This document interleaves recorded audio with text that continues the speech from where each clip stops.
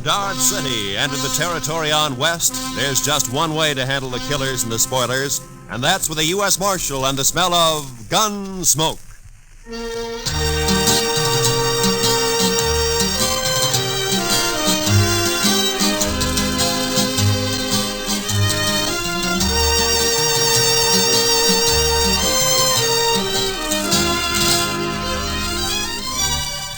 Gunsmoke, starring William Conrad. The story of the violence that moved west with young America. The story of a man who moved with it. Matt Dillon, United States Marshal.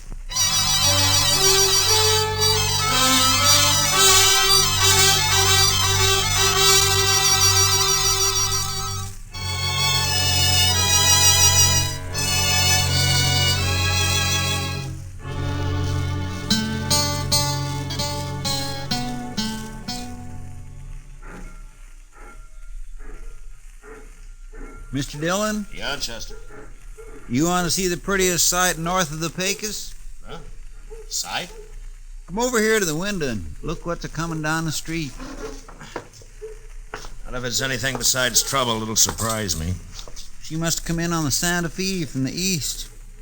Wow. Say, I think she's coming here. Yeah, it looks that way.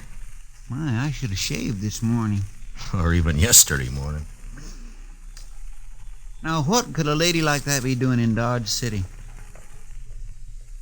Hey, maybe she's going to work in one of the saloons, Mr. Dillon. No, I hope not, Chester. Good morning, ma'am. How do you do? I'm looking for the United States Marshal. Well, I'm the, my name's Dillon, Matt Dillon. I'm Catherine Blair, Mr. Dillon. Oh, it's a pleasure, Miss Blair. May I introduce my deputy? This is Chester Proudfoot. How do you do? How do you do? I just got in on the train from Boston, Mr. Dillon. Oh? The station master said that you might be able to help me. Well, I'll be glad to. I'm looking for my brother, Martin Blair. Why, say, Mr. Dillon... Chester, will you punch up that fire? It seems a little chilly in here. Chilly? Yeah, sure. Right away, Mr. Dillon.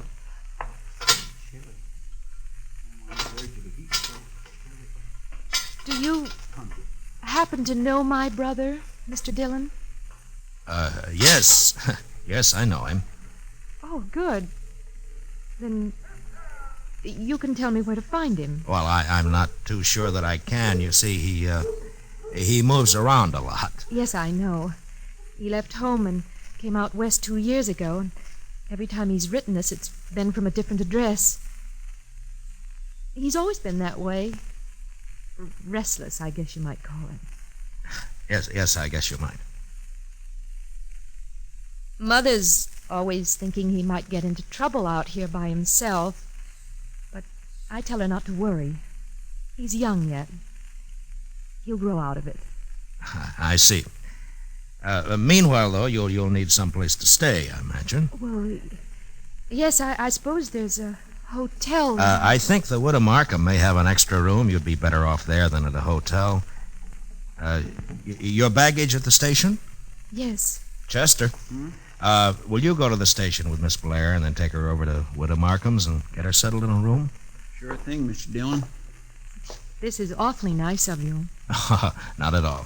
And, Chester, will you explain the situation to Miss Markham? I mean that we don't know where Miss Blair's brother is at the moment, Chester? Yes, sir. I'll explain it to her, Mr. Dillon. After you, ma'am. Oh, thank you. You're very kind, Mr. Dillon. Goodbye. Goodbye.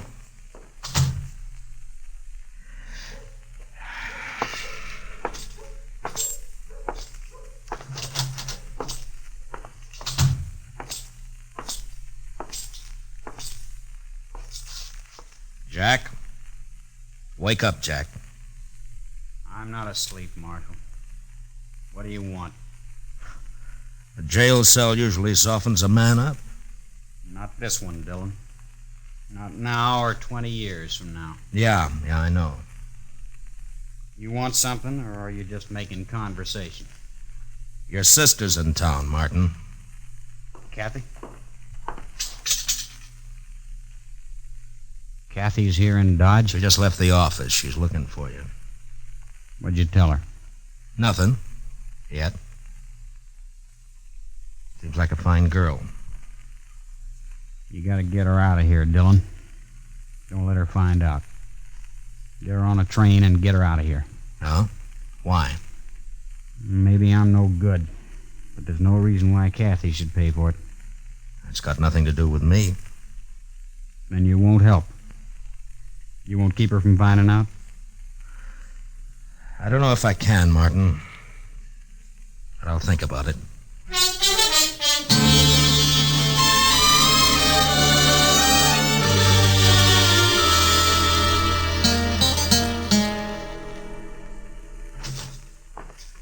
Oh, evening, Mr. Dillon. Hello, Chester. Anything come up? No, sir. It's been the quietest night in weeks. Yeah, no trail herds in town. I guess that's the reason. Miss Blair's all right, I suppose? Yeah, she's all right, Chester. Have you told her about her brother, Mr. Dillon? Well, I told her that he's out of town. We're trying to get word to him. The truth's bound to get to her somehow, sooner or later. Yeah, I know. Only reason it hasn't already is because everybody in town knows him as Boston Jack. Yes, but his real name will come out at the trial next week, though. Well, I've been trying to get her to leave before then, go back home, but she won't leave until she sees him. It's sure going to go hard with her when she finds out her brother's guilty of cattle rustling. And murder, and horse stealing. And this time we got a witness. Yes, sir. I don't rightly see how you can keep her from finding out, Mr. Dillon. Well, come on, Chester, let's have a talk with Martin.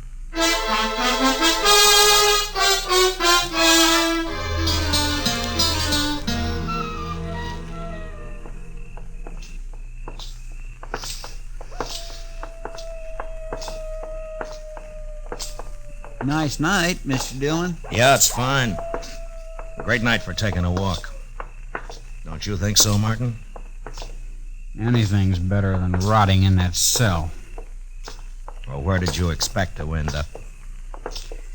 All you got is old man Hawk's word against mine. He's lying. The jury will believe him. If he could see me so plain, how come he couldn't tell you who was with me? It was dark. He saw your face in the gun flash when you shot his foreman in the back. That's a lie.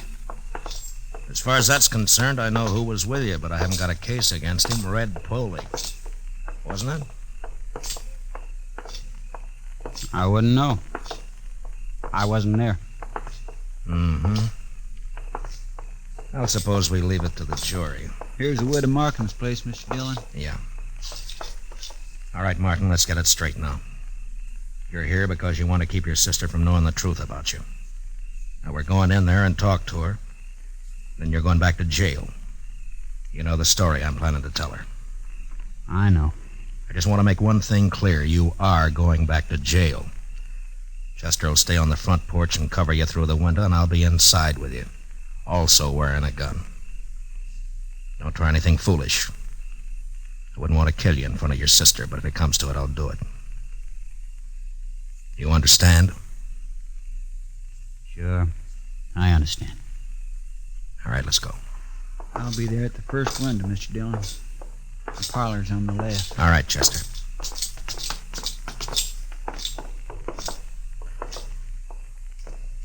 Heads up, Chester. Yes, sir.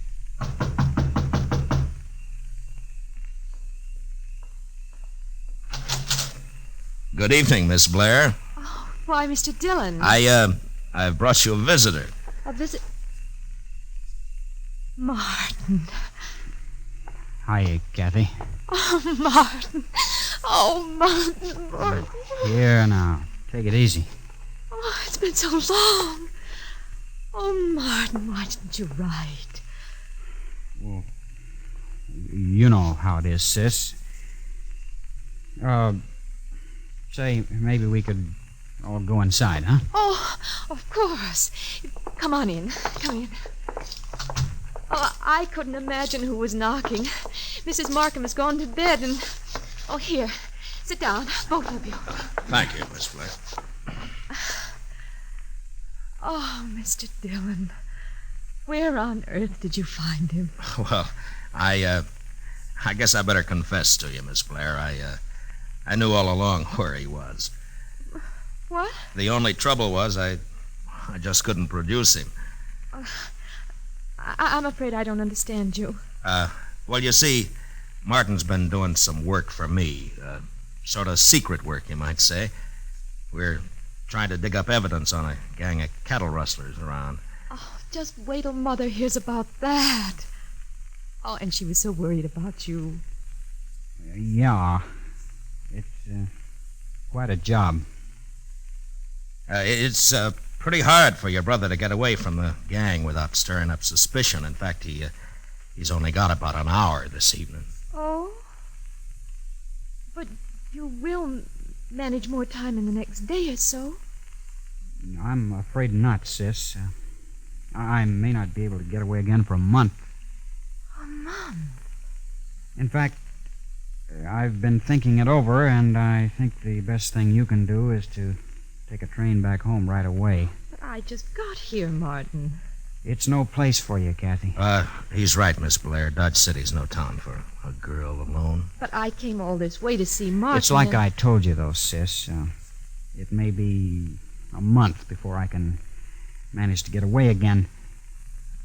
Tell you what. After this job is finished, maybe I can get back east for a week or so. Oh, Martin, if you only could. We'd all be so happy. I can't guarantee it, but I'll sure try. I'll admit I'm a little nervous here. Why, the very first thing Mrs. Markham showed me was a revolver she keeps hanging out there in the hall. In case of intruders, she said. Good heavens. Well, this is the frontier, Miss Blair. The law is still pretty much with the man who shoots first. Except sometimes. Yeah.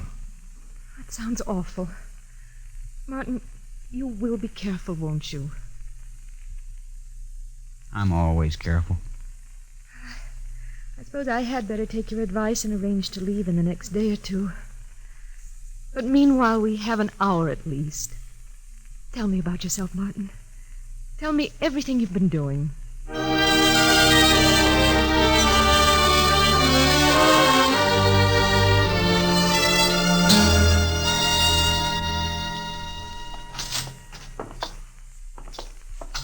Say, it's cold in here, Mr. Dillon. Yeah, you better get a fire started, Chester. I'll take Martin back and lock him up. I could use a little heat back in that cell. You got plenty of blankets. Well, come on, let's go. Now, you walk ahead of me. Dillon, suppose the jury brings in a conviction. What's the sentence going to be? That's not up to me. I'm just asking for information. It means hanging, right? Probably. All right, stand right there while I open the cell.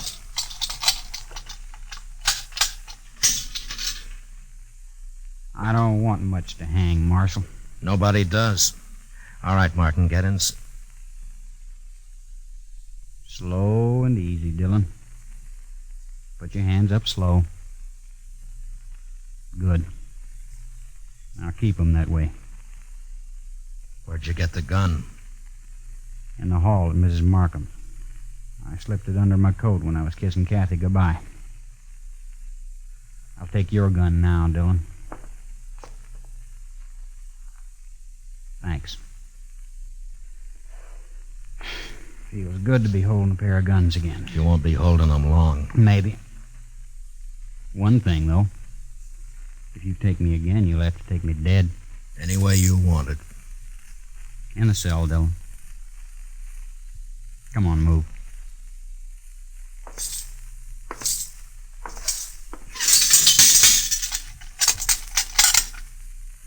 Tell Chester goodbye for me, will you? I think I'll just go on out the back way. What about your sister? I guess she wouldn't want to see me hang either, when you come right down to it. So long, Dillon.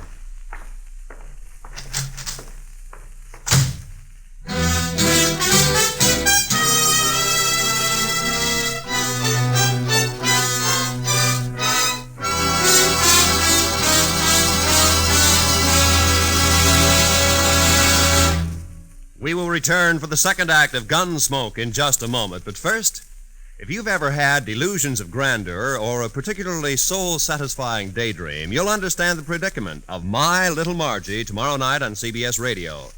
Convinced that she's a princess, My Little Margie, played by Gail Storm, gives her father, he's Charles Farrell, a royal pain in the neck.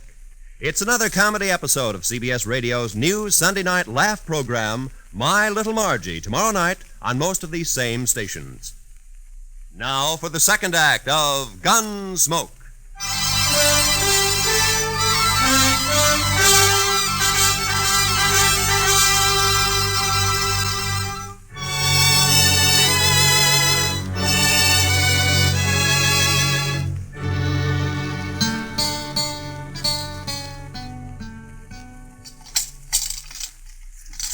Doggone it, Mr. Dillon. I know one of these keys is supposed to fit. Chester, all I've got to say is that it better fit. Yes, sir.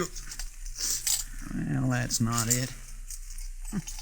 It would be a fine how-to-do if we had to call in a blacksmith to get you out of your own jail. Chester. It'd be sort of like the time... Never mind, Chester. Just get the door open. Yes, sir. Oh, I know how you feel, all right, Mr. Well, I declare. There you are, Mr. Dillon. Come on. I'll get the other gun out of the office safe. Fine thanks you get for trying to help people. A man gets careless and then he winds up in a jam like this. Hey, let's see now. Right, 27. Left, 69. Right. It's sure going to be hard to explain why you took Martin out of jail, Mr. Dillon. Yeah, I know. If he gets clean away, we're going to look pretty foolish. He's not going to get away, Chester. Yes, sir. 10 to 1, Martin will try to team up with his sidekick Pole before he heads out of town. Let's try the saloons first and see if we can pick up his trail. Yes, Mr. Dillon. Martin said we'd never bring him in alive, so don't take any chances.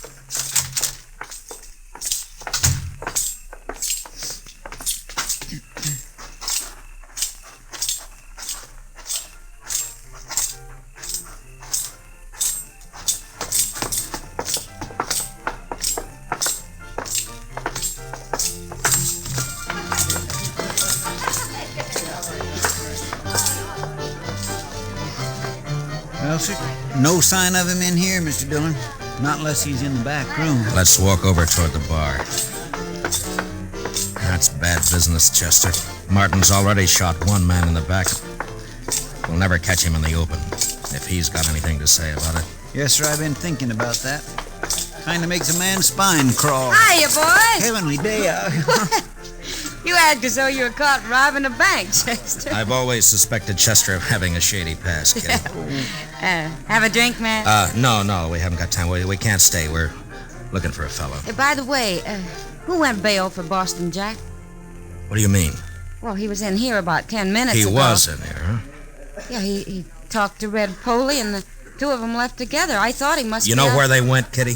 Well, no, Matt, I haven't got any idea, but they sure left here in a hurry. He broke out of jail, huh? There's 40 ways from Sunday they could have ridden, Mr. Dillon. Yeah, I know. But if they're not in Dodge, there's only one way they'd head. The Circle B. Yeah. Martin knows Hawks is the only witness I've got against him. Come on, Chester.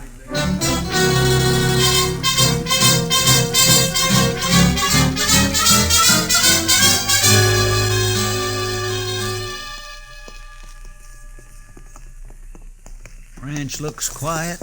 Yeah. Well, we've been making time. Maybe we outrode them. If they're even headed this way. Now, they better be. Hold it. Who's there? Somebody standing there at the side of the house. Yeah, I see. It's the marshal, Matt Dillon. Is that you, Ezra? That's right. Come on up, Matt.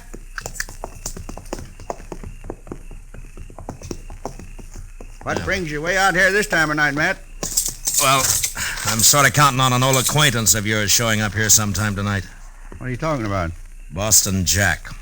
Out of jail. Matt, how'd that happen? Well, I doubt if it'd serve any good purpose to go into that right now. He hasn't been here, I take it. No. Matt, he's a mad dog. Ought to be shot long time ago. I'd kill him on sight. Well, I came out here to make sure he doesn't kill you. Chester, put our horses in the barn. Get them out of sight, huh? All right, Mr. Dillon. And, you may as well stay there, Chester, and cover the yard. Yes, sir. Well, what about us, Matt? What are we going to do? Go inside the house and put the lights out and wait. That's all, just wait.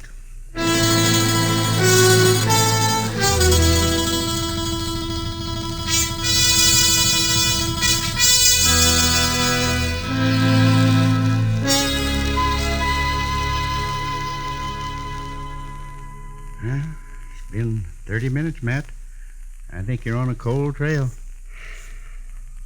I hope not.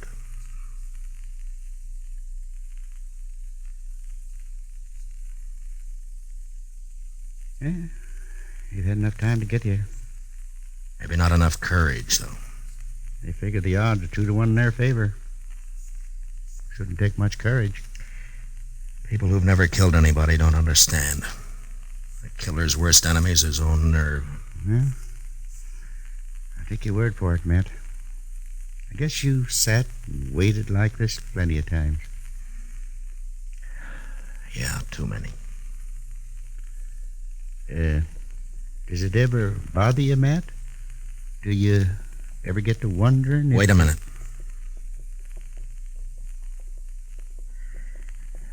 Well, there they are, Ezra. Where, Matt? Over there by the corral. You see? They're walking the horses into the yard. Slow and quiet. Yeah. Yeah, I see him. What are you going to do, Matt? Go out and call them? Oh, they'll fire from the dark without no warning. Yeah, I know. They're getting off their horses. Gonna walk up here, I guess. All right, Ezra. Stay in the house and keep out of this. Chester and I can handle him. Yeah, Matt. Good luck. Thanks. Martin, Polly, you're under arrest. Dylan! Be careful, Matt. Heads up, Chester. I dropped Polly. Martin's running into the corral. Yes, sir, I see him, Mr. Dillon. You're trapped, Martin. Now climb out of that corral. I told you how it would be, Dillon.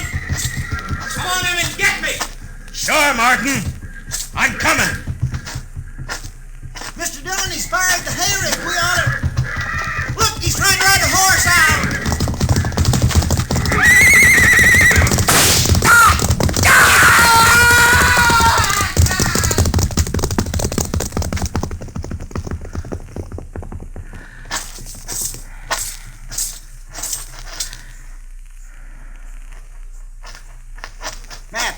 Matt, are you all right? Yeah, I'm all right. Is he? You didn't shoot him, eh? No. He fell off right in front of the stampede. They went right over him.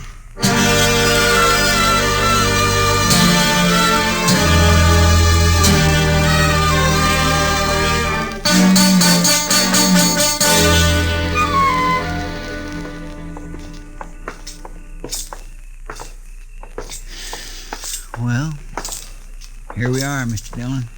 Yeah. Wait here for me, Chester. I'll go in and tell her. All right, sir. I hope she believes me. Don't worry, Mr. Dillon. She will.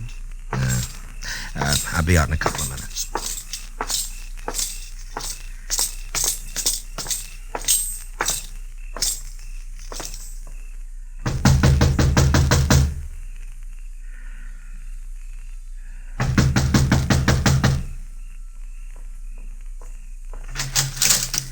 Evening, Miss Blair. Why, Mr. Dillon, this is a surprise. Do you mind if I step in? Of course I don't mind. Thank you. A friend of Martin's is welcome any... Mr. Dillon, is something wrong? I'm afraid so, Miss Blair. I've got bad news for you. It's Martin. Something's happened to Martin. Yes, ma'am. He's hurt. It's worse than hurt, ma'am. No. Oh, no. Martin was killed in a fight. Martin dead. If it's any consolation, Miss Blair, he died hard with all the odds against him. Martin never asked for favors. He fought a good fight. That's something to remember. Martin has always been fine and clean. He was just restless. People didn't understand. No, I suppose they didn't, Miss Blair. But he died on his feet, fighting. I guess that's the way Martin wanted it. Yes, I think so, ma'am. I suppose Miss Markham's here. I wouldn't want to leave you alone. Yes, she's here. I'll be all right, Mr. Dillon. Well, I'll come by and see you in the morning.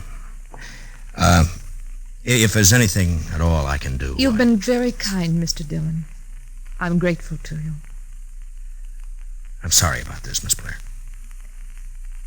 Marshal, I'll be leaving tomorrow.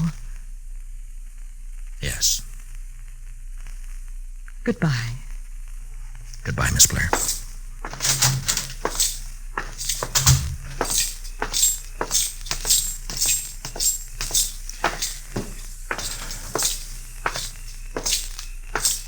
She all right, Mr. Dillon? I think so, Chester. Did she believe what you told her? What I told her was true. Well, there's no harm in letting her think the best of him. Martin paid his debt. No reason his sister should suffer. That's right, Mr. Dillon. Chester, if I remember correctly, Kitty offered us a drink earlier this evening. That's right. Well, let's go.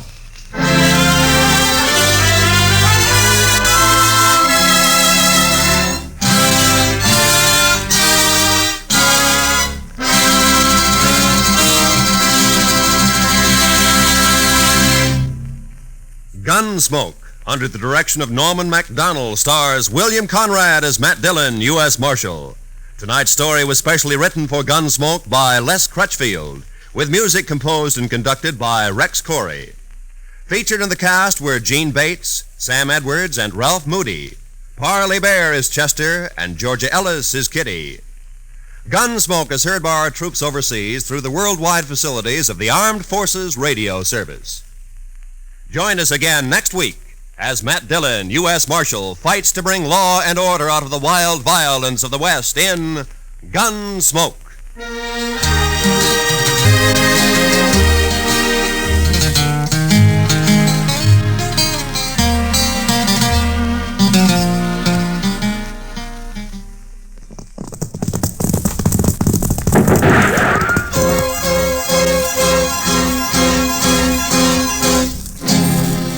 Around Dodge City and in the territory on West, there's just one way to handle the killers and the spoilers, and that's with a U.S. Marshal and the smell of Gunsmoke.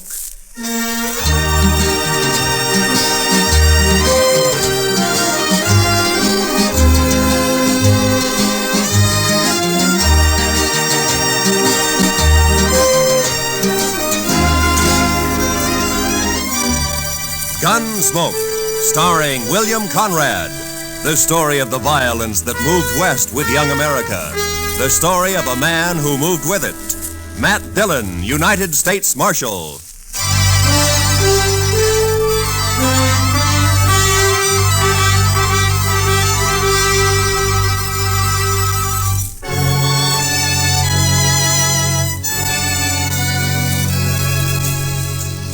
Everything was all right until about a mile north of the Cimarron. That's when my horse got a hoof caught in a frozen dog hole and broke his leg. So I had to shoot him. It made me feel awful bad. I didn't feel any better thinking about the walk ahead of me. Close to 40 miles to Dodge and carrying my saddle all the way. Guess I'd been on the trail about an hour. Near as I could figure, it was around 3 in the afternoon. And I'd ease the saddle off my shoulders for a rest and a smoke. And that's when I saw the stranger riding up from the way I'd come. He was tall and thin, and his horse was taller and even thinner. Yeah, they made quite a pair.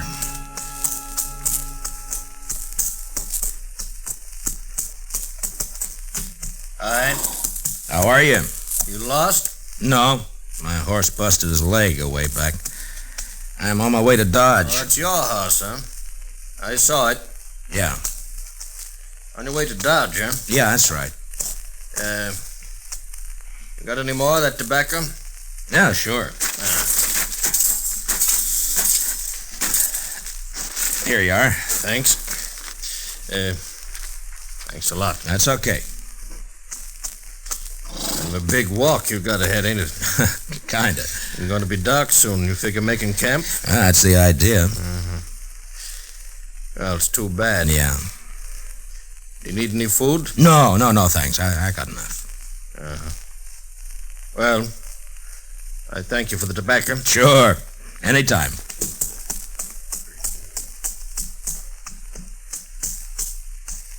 Hey, Yeah? not saying this beast won't drop dead from the shock, but do you want to climb on behind? Save you a piece of boot leather for a while, anyway.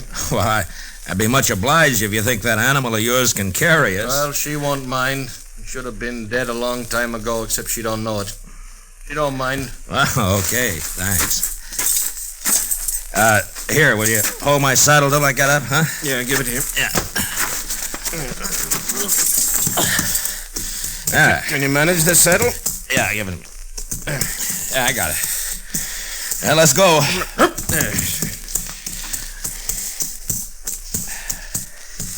You heading for Dodge, too?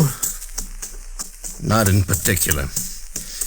Just north. Uh-huh. This beast'll do about 10 knots with the wind behind her, but we ain't gonna get more than 5 with this load. You ain't in no hurry, are you? Well, I was kind of hoping to get back tonight. It's Christmas Eve, you know. Oh, yeah, that's right, ain't it? Yeah. That backbone of hers sticking into you? Oh, no, it's okay. Thanks. Notice that tin do-jigger tied to you. You with the law? Yeah, I'm a U.S. Marshal. My name's Matt Dillon. That's so. I never seen a marshal on foot. Well, it happens sometimes. How is it you're down this way? Isn't it a mite off your course? So you marshal down here as well as Dodge? No, I just took a prisoner across the Cimarron into Oklahoma territory. Turned him over to the Army there. Did, huh?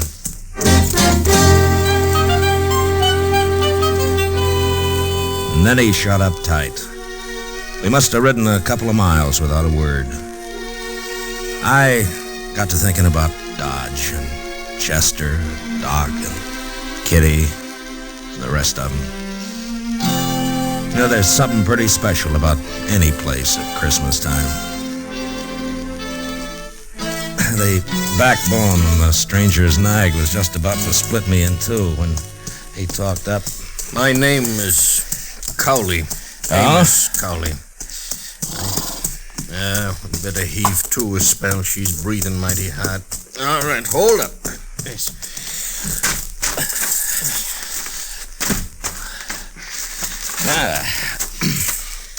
Yeah, it's getting a little chilly, isn't it? Yeah. Could I trouble you for another smoke? Oh, sure. Here you are. I thank you. Say, what's it like in Dodge? What? Dodge, what's it like? Oh, it's like any other town, I guess. Pretty big, huh? Well, yeah, I guess so. Not so big as New York, though. Oh, no, not as big as that. You know, I haven't been in a big town now for more than 10 years. Oh, is that so? No. Been down in the territories, drifting. Thought I'd move up north this time. Maybe go back east. So you're from the east, huh? Some time back. Say, what's it like? What? Well, Dodge, any town. At Christmas. Same as it used to be? Well, I guess so. What do you do? Well, same as most people, I guess. What most people do at Christmas. Well, that ain't saying a lot. What are the folks like? And what does it look like? I just kind of like to know. Well, I don't know. Well, there's Front Street. That's most of Dodge right now. Of course, it's getting bigger all the time. Do you have any kids? No, I'm not married. Kids have fun Christmas. Yeah, they do. That's certain. In Dodge, they sometimes have a party for the kids a couple of days before Christmas. Kids like that. And then everybody gets feeling good, looking forward to Christmas Eve. Like last year.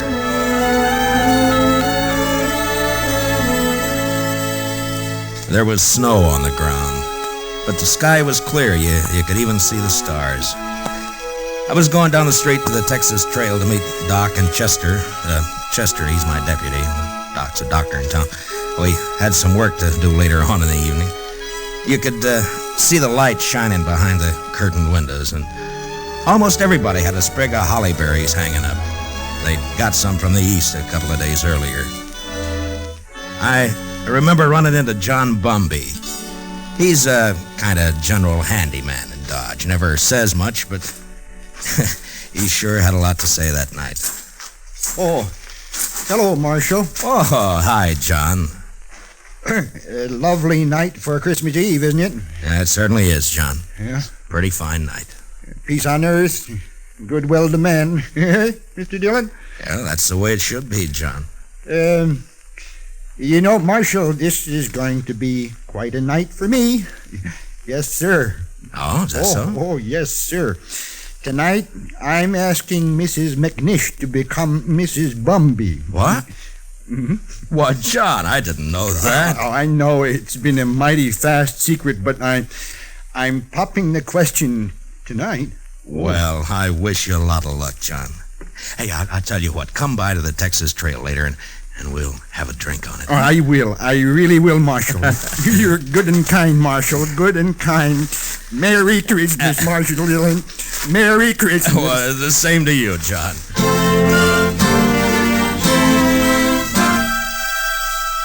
That may sound kind of funny to you, but John Bumby's a good man.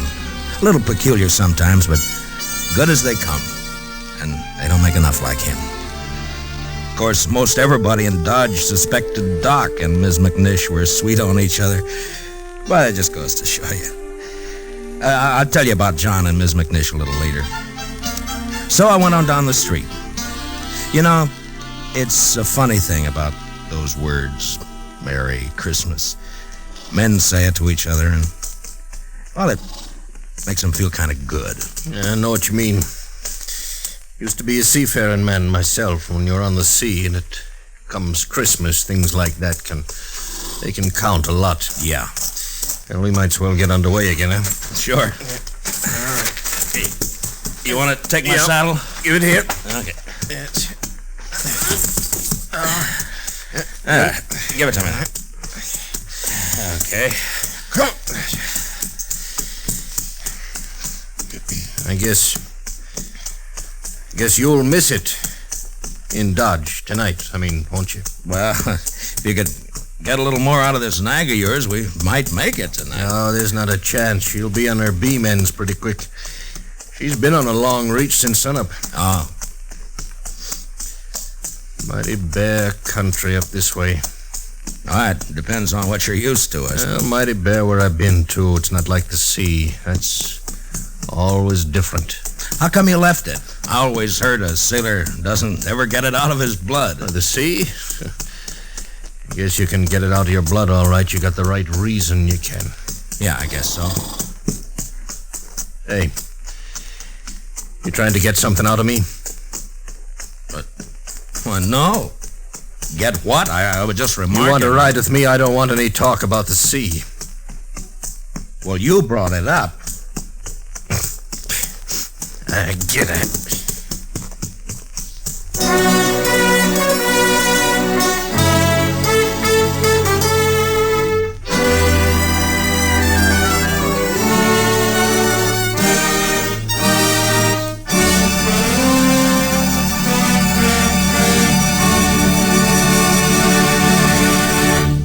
We will return for the second act of Gunsmoke in just a moment. But first, tomorrow night, Jack Benny and his whole fun-making gang make a personal appearance at a Long Beach, California Veterans Hospital. It's going to be a Christmas they'll never forget, as Benny and the bunch cut loose while they assist the folks at the hospital in trimming their Christmas tree. Be sure to join the fun tomorrow night on CBS Radio, when it's Jack Benny time all across America. Now for the second act of Gunsmoke.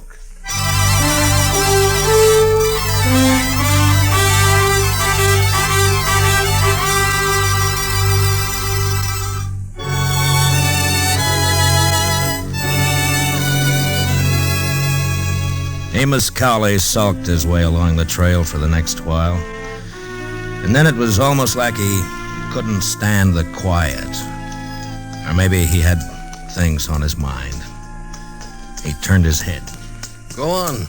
What? Go on, tell me some more. Oh, about Dodge? Yeah. Well, I don't know. Well, you try some more, huh? Well, they got a little pine tree in the Texas Trail. Tree? Yeah, come down a long way from the north. Kitty Russell, she's a hostess in the Texas Trail.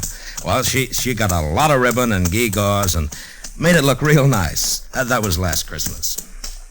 A star at the top? A star? Yeah. Yeah, I think so. It looked like a star, I guess. It sure looked pretty. And there was a difference in the place that day.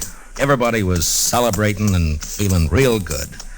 The doors would swing open and somebody had come in and, maybe somebody you just knew to nod at, but because it was Christmas Eve, he'd come right up and say, hello. Oh, maybe that's a good reason, maybe not. I don't know. All right, I'll take it. Anyhow, it was still kind of early. Just wait your turn. Kitty and Chester were standing off looking at the tree. Hi, Matt. Good evening, Mr. Dillon. Hi, Kitty. Chester. How do you like it, Matt? Christmas tree. That's Oh, that's real pretty. Only tree but one in the whole town. Yeah, Kate's got one over the Alphaganza. Oh, well, I'll have to see it later. yours. You're next. Where's Sam? I don't know. Maybe he started celebrating too soon. Oh. Doc's taking over the bar. Yeah, that's right. You want a drink, Kitty? Sure. Oh, right away. I'll get you a drink. I'll get you. You haven't forgotten anything, have you, Mr. Dillon? Forgotten? What, Chester? There. What did I tell you, Miss Kitty? I knew just as sure as my nose that Oh, you forgot. that. No. I hadn't forgotten. Oh, well, I thought as soon as they get Sam sober enough to take care of the customers, we could go on over to Doc's like we planned. Sure, we'll do that, Chester. Here you are, Matt. Thanks, Doc. Yeah, well, it's still snowing out. No, it stopped. Where you going, Kitty? All right. Just want to look outside.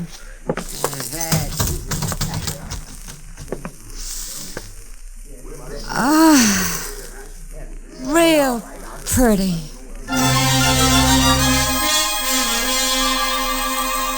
Man thinks of a lot of funny things that don't mean much. Kitty standing at the door, sniffing the cold air, and the warmth inside, and the whiskey in me. It was a good feeling. And then Chester and I decided to take a bottle over to Mr. Hightower. He's the telegraph operator over at the depot. He runs a printing shop on the side. Say, Mr. Dillon, Yeah, Chester. do you mind if I stop by the church for a minute? No, I don't mind. I just feel kind of right tonight, Mr. Dillon. Figure I ought to thank somebody for it. Sure.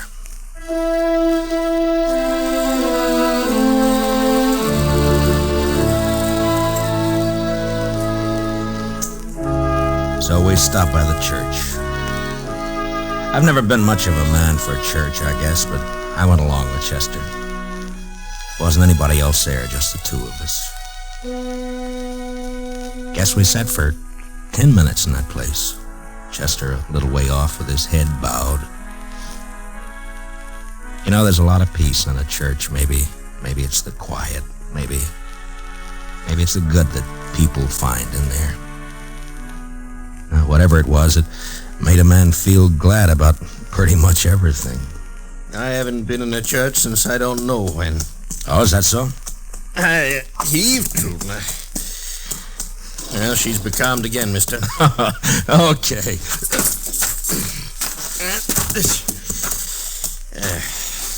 She sure wasn't built for it, I'll tell you.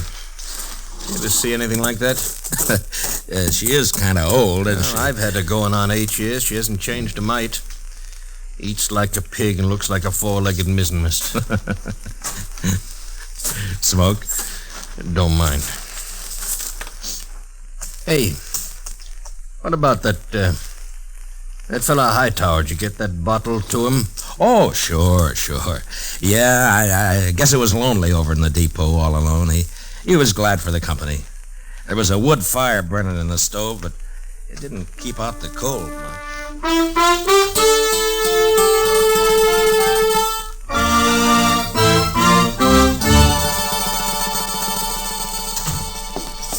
Well, how are you, gents? Merry Christmas. Well, how's it going, Mr. Hightower? Oh, slow, Marshal, slow.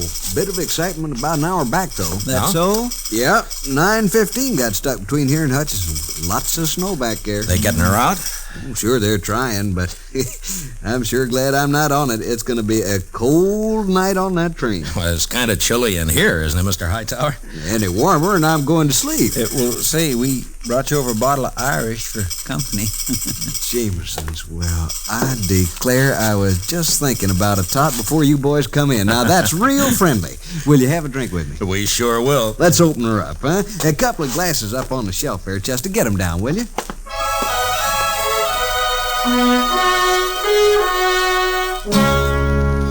I don't know if you get an idea about the folks in Dodge or not.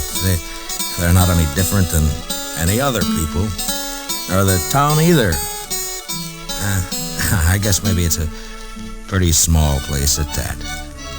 The depot, the hall, a few stores, a church, Doc's office, a Texas Trail, Alafraganza, my office.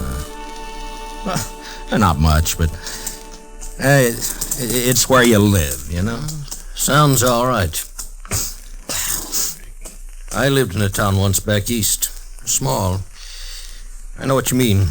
Well, maybe you'll be going back. Maybe. Say, the kids, they still believe in St. Nick? Oh, sure. I Mighty suppose. few kids down where I've been. Injun kids, they don't believe in St. Nick.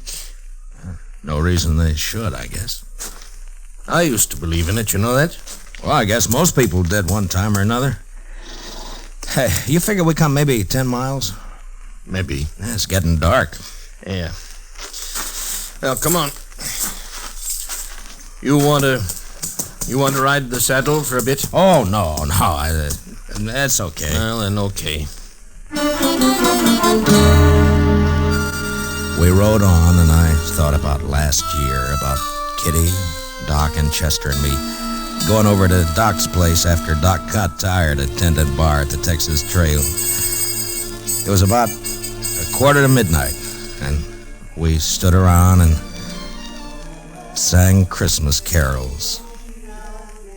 And I remember how it sounded that night, how it looked. The glow in the stove in the middle of the room, and frosty windows.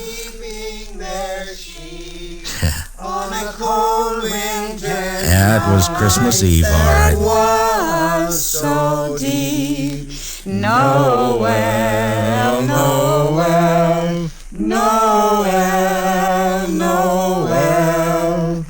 Born is the King of Israel. Say, that was fine. That was just fine. Yes, it was. Oh, gee.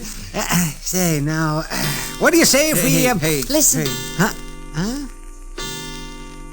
Oh. Merry Christmas. Merry Christmas. Merry Christmas. Merry Christmas. You know, I feel sentimental. That's exactly what I feel. I feel sentimental. I know what you mean, Doc. I surely know. Okay, Doc. Bring him out.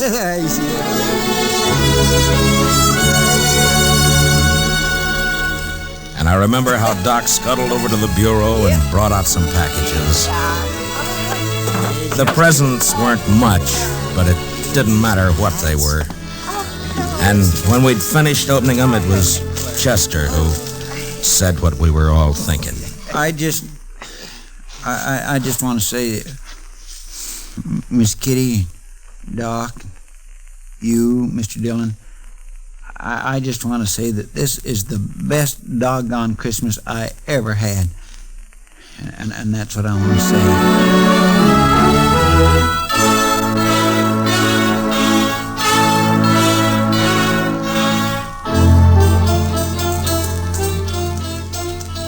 Say, you was going to tell me about that fella John was courting that woman. What was her name? Oh, yeah, Ms. McNish. That's right. Well, she said yes, and you've never seen two happier people in your whole life. Yeah, she's Ms. McNish Bumpy now. Well, that's good. You know, you might settle for a bit in Dodge, or you could get work there. Sure would be fine if you could get back tonight, wouldn't it? Well, it can't be helped. I'd be a lot further away and a sight more tired if you hadn't come along. Yeah. Now, listen. How far do you figure before there's a place you might pick up a horse? Oh, I don't know, 15 miles or so, maybe. Oh, we're not going to make any 15 miles in this nag tonight, that's for sure. Oh, that's all right. Now, I tell you what. You go on alone, you see. Oh, no, forget it. Now, you go on alone. She'd hold out with one man on her. And then you get a fresh horse and you ride into Dodge tonight. Well, thanks. That's very I'm kind. telling you, I want you to go. I'll be fine. I've walked before. Probably make it almost as quick as you. Look, it's real nice of you, Mr. Cowley, but no thanks. Now, Christmas don't mean nothing to me. You got friends waiting for you. Well, I'll see them tomorrow. You're a fool. Well, that may be. All of them nice folks, you're going to make them feel pretty bad. Look, I'll stay. If you want to go on along, thanks for the ride. Well, might as well make camp then. I guess so. And listen, you want to tell me some more about what you was telling me before we turn in? Well, sure. I'd take it kindly, mister. I'll get yourself settled. I got some stuff in my pack we can eat and maybe get a fire going. And after we eat, you can tell me some more.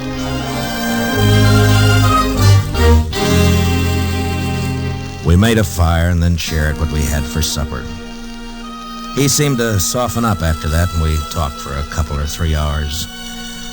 It was like he was starved for news of people, everyday things, and just plain company. And that's how we spent Christmas Eve together out on the plain. And then when the fire was dying down and I was about ready for sleep, he said, Marshal. Yeah? I want to tell you something. I've been needing to tell it for a long time. Do you mind? Well, of course I don't mind. Well, then I'll tell you. A few years ago, I was skipper of a little schooner. I used to sail up and down the East Coast, you know, Boston, New York. Yeah. Well, one night, we hit dirty weather off New Jersey. Real dirty. Blew us off course, and we piled up on the rocks and knocked the bottom out. That's too bad. There was 18 passengers aboard, Marshal. 4 of them was kids. We never saw them again. Oh. And my own wife, my kid, went down, too. I'm sorry. Well, now, something must have happened to me after that. I didn't want nothing to do with ships or the sea, and I started to drift out this way. I couldn't forget, though, do you know? And I didn't want to be near folks, especially kids, to remind me, do you know? Yeah. And that's how come I've been slewing around ever since. Sure, I understand. Just kind of wanted to get it off my chest. Sure. Marshal, I'd like to ride into Dodge with you tomorrow. You think I might meet some of them folks you was telling about? Why? I don't see why not. That'd be all right. Maybe I wouldn't need to drift no more. Maybe I could drop anchored, you know. Yeah, you might at that. Yes. Well, good night. Good night. Merry Christmas, Marshal. Merry Christmas, Mr. Cowley.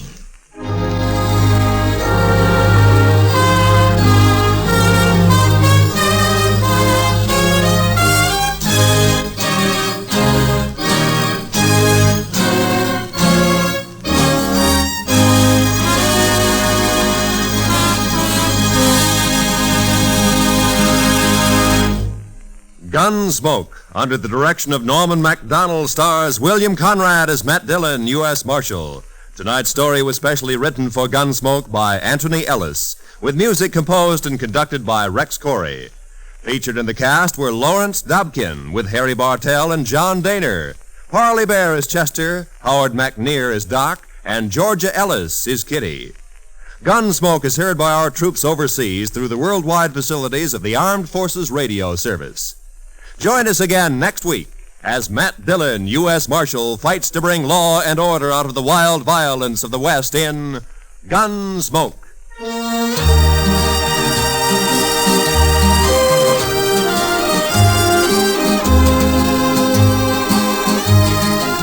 Tomorrow night, Edgar Bergen's real-life daughter, Candy, pays him and you a visit on The Edgar Bergen Show with Charlie McCarthy.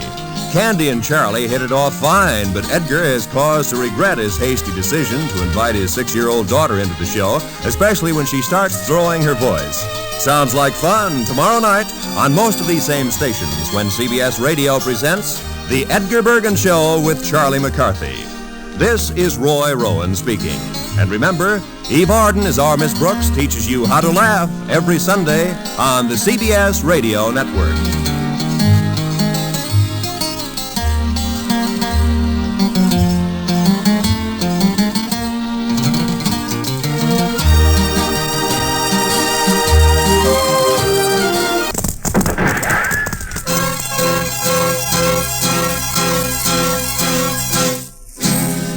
Around Dodge City and in the territory on West, there's just one way to handle the killers and the spoilers, and that's with a U.S. Marshal and the smell of Gunsmoke.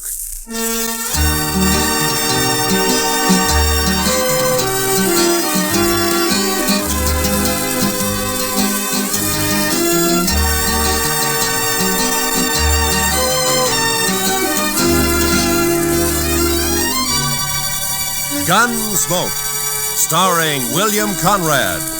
The story of the violence that moved west with young America. The story of a man who moved with it. Matt Dillon, United States Marshal.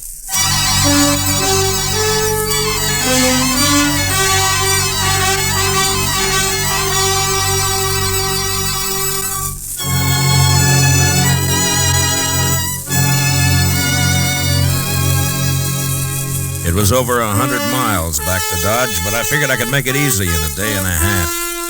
I'd been in Hays City as a government witness in a murder trial, and I was anxious to get back. So I rode out of Hays one morning a couple of hours before light. The ground was clear as snow, but it was midwinter, and it was sharp cold. When the day came, there was no sun, only dark gray sky drilled by a high, cold, searching wind. The air was as thin as I could ever remember it being. And behind me in the north lay a great slab of blackness.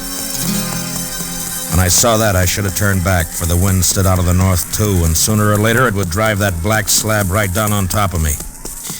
This was blizzard weather, the kind of weather that kills the land and everything on it. I don't know why I went on, maybe because of the wind. You know, a high wind will distemper a man. Make him drunk like. Anyway, I didn't turn back. And about noon, the sky began to turn white with snow, and I could smell a touch of moisture in the air. And finally it came. The sleet, shrilling in on the wind like small buckshot as the blizzard howled down the prairie. I couldn't look right or left without being stung blind, but as long as I kept the wind on my back, I knew I was headed south. 2 hours of this, and I could feel my horse slowing down and weakening under me. My own body stiffened with the cold.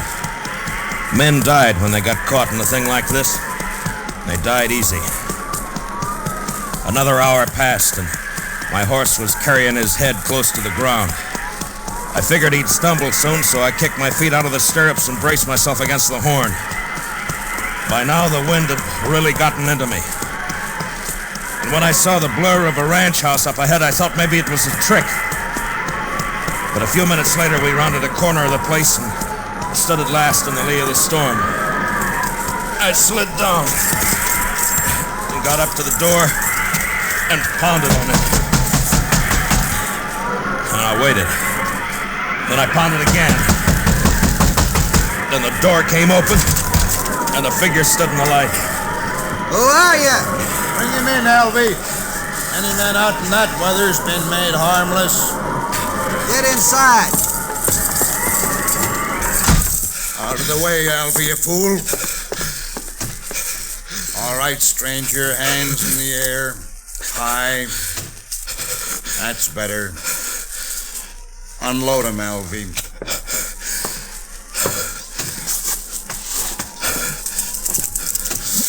Nice gun, Hack. Real nice gun. Shut up. Take him down, stranger. You can come up to the stove now, but don't try nothing. I'll cut you in half with buckshot. He was a burly man with flushed cheeks and a wild red beard and a great shock of red hair. Even his hands and fingers bristled with it. He sat on a stool by the stove, a shotgun across his knees, and his eyes never left me. The other one, Alvy, had a body of an underfed boy, but he was completely bald, and his skin was tight and dry. He looked like a naked skull. And his eyes, well, something had touched Alvy. You look half froze, stranger. You must have wanted something real bad to go out in weather like this. I never saw him around here before, Hack. He's a stranger, Alvy. He don't belong around here. Of course, we don't know anybody, but I seen a few, and I never seen him before. Maybe he's seen you, Alvy, somewhere. Not me. He never saw me nowhere. How do you know that? Maybe he was just looking for some cows and got lost in a storm. You're just a kid, Alvy. I always said you don't know much. Belle! Belle, get on out here. She was a pretty girl, but with a dark, half-wild look that I'd never seen before in a woman. Her eyes jumped from man to man and then came to rest on me, fixed and curious. And then after a moment, she looked away and moved into a chair across the room. Supper ready, Belle? It's awful cold out. You recognize him, Belle? You ever see him before? Nope. You're sure now? Maybe Hayes City. Maybe you saw him up there sometime. I don't know him. You sure? Yes. If you're lying to me, you know what I'll do to you. I never saw him before. He come in here half froze, right out of the blizzard. Must have been looking for some cows and got lost. Shut up, Alvy. We don't know what he's doing here, Belle. Why shouldn't a man get out of the storm? Even in here. That's enough. All right, stranger, we never saw you before. We don't know who you are. And as soon as I think you're lying, I'm going to blow a big hole in you. What about my horse? I'd like to put him in the barn if you've got one. Alvy? Oh, now, Hack, I ain't going out there. I'd freeze. And the horse will freeze if you don't. It's his horse. We might need it. Go on, Alvy, before I get cross. All right, I'll go. I don't know why that horse is so important.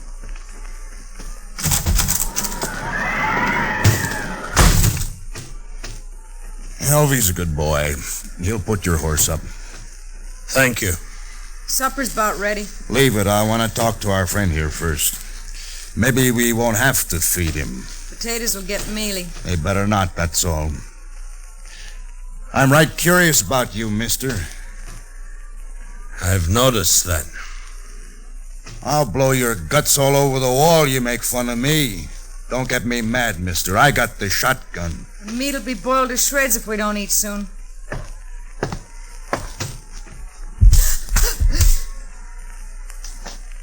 You just won't understand any other way, will you, Belle? What is it you want to know about me? I can tell, mister, I can handle you easy now. What do you mean? All I got to do is wallop the girl and you'll talk. I don't have to do nothing to you. All right if I take my jacket off? I've warmed up now. I mind. You might have a gun hit out in there. He can raise his hands. I'll unbutton it. Well, now, that's right smart of you, Belle. Oh, I'll hide it. No, leave it be. Belle. Come over here, Belle. Drop the jacket, Belle. Now hold out your other hand. Now open it, Belle. Open your hand. That's real bad what you did, Belle. Real bad. You know what I'm going to do? I'm going to put you outside for a spell out in the weather. After supper, after you've cleaned up supper, you can be thinking about it till then.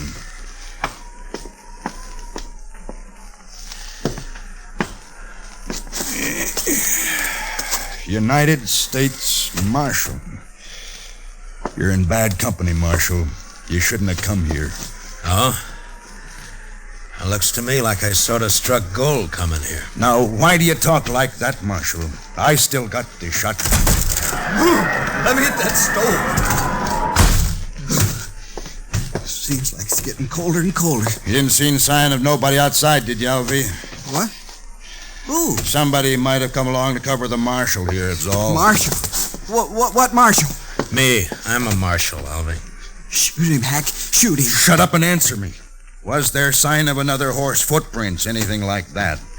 Ah, I didn't see nothing. Maybe you didn't look. Would I have walked in here the way I did if I'd been after you people? Maybe your head got muddled with the cold. Where'd you ride from, Marshal? Hayes City. Left there this morning. It was a fool thing to do with a blizzard coming up. Maybe. Or did you think you could get the jump on us easier in a storm? Was that it, Marshal? Yeah. You knew we'd be trying to keep cozy in here. I'm curious, Hack. What are you and Alvy on the run for? Don't you tell him, Hack. I don't trust him at all. Alvy, it'd be mighty dull without you, boy. Don't laugh at me, Hack. Now stop it. I don't like laughing. You know that, Hack. And don't you do it no more. I got ways. Yeah, I seen you and your ways. But don't try 'em on me, Alvy. Maybe I won't. Look, Alvy, now you don't understand. It's all right to tell the marshal about us. He ain't going nowhere. No? No, of course not. We'll kill him, Alvy. We'll kill him and bury him somewhere. Sure. Now, why didn't I think of that? 'Cause I do the thinking for us, Alvy, that's why. Now, what was it you like to know, Marshal? Stop playing games, Hack.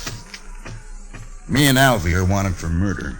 Up in Cheyenne, Wyoming. Seems a mite unfair, though. We didn't aim to kill nobody. It just happened that way. We was robbing a bank. Yeah, and a couple of the people there wouldn't do what we told them, so Alvy used his knife on one, but it just made the man holler.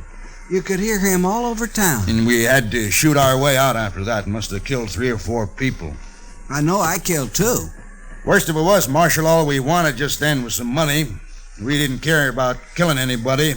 But you know how it is, Marshal, when you're robbing a bank and all. Yeah, sure. No, I don't suppose you do it that. Anyway, we're wanted for murder, and we didn't even get any money. Nary a dollar. So we rode out here and lighted for a spell. I see. What about Belle? And whose place is this, anyway? It's my place, now that Pa's gone. You mean you were living here alone? No. They killed your pa, is that it? Yes. How long ago? I don't know. Maybe a month. Yeah, it's been about a month, hasn't it, Alvy? 35 days. There, you see? Alvy always knows just how long everything's been. Now, that's fine. Tell me what you do with him. Who? The old man. Oh, we buried him out back. Couldn't afford a funeral. Could we, Alvy? Hack, we told him that. Now let's shoot him. No, I've been thinking it over. People in Hayes City know he started for Dodge, and when he don't show up, they might come looking for him. But you said we'd bury him, Hack. That's what you said. Yeah, that's right, but we can't bury his horse, too. Not in this ground. It's froze solid. And if we turn the horse loose and they find it and can't find the marshal's body, then they'll suspect something. You're pretty smart, Hack. Too bad you don't know enough to stop killing people. Too bad for you, anyway. Well, what are we going to do, Hack? I'm getting hungry. That supper won't be fit to eat. Shut up! One more word out of you, Bella, and I'll whoop you good. Come on, Hack, I'm really hungry. No, listen to me, Alvy. Now, my idea is to knock the marshal on the head and throw him outside to freeze. Now, he'll keep real good that way. And when the storm breaks, we can carry him off 20 miles or so and dump him on the ground. Look like he got throwed and hit his head and froze. Oh, that's fine, Hack. That's just fine. Then we'll break his horse's leg, make it easier for them to find him. You just don't care about anything, do you, Hack? Just me. Sometimes, Alvy. Sure. Me and Hack are friends, ain't we, Hack? Of course, if it don't go on snowing, we'll have to think of something else. Can't leave tracks for them to follow back there. Oh, Hack, ain't we gonna kill him now? Well, sure we are, Alvy. I didn't mean that. Let me hit him, huh? You keep the gun on him, and I'll get up behind and hit him. There was a branding iron around here somewhere. I'll hit him with that. Hack, you've sunk pretty far, but I'm sort of wondering just how far. What do you mean? I'm wondering if you're low enough to kill a man before he's been fed. Here it is, Hack. Here, see? I found it. Leave it be, Alvy. We're gonna eat first.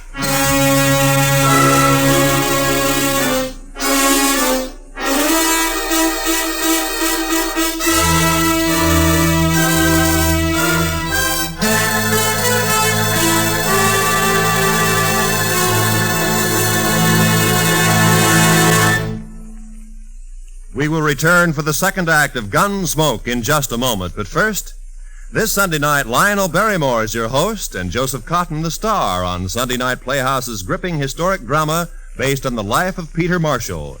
Hear how a Scottish immigrant lad rose to the position of chaplain of the United States Senate.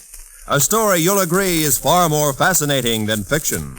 Remember, it's tomorrow night when Lionel Barrymore introduces another Sunday Night Playhouse on most of these same CBS radio stations. Now for the second act of Gunsmoke.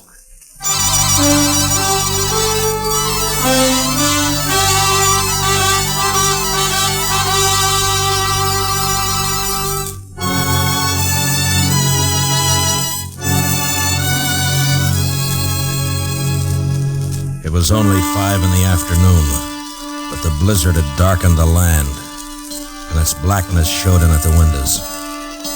Here and there along the walls of the ranch house, tricklets of snow blew in through the warped timber.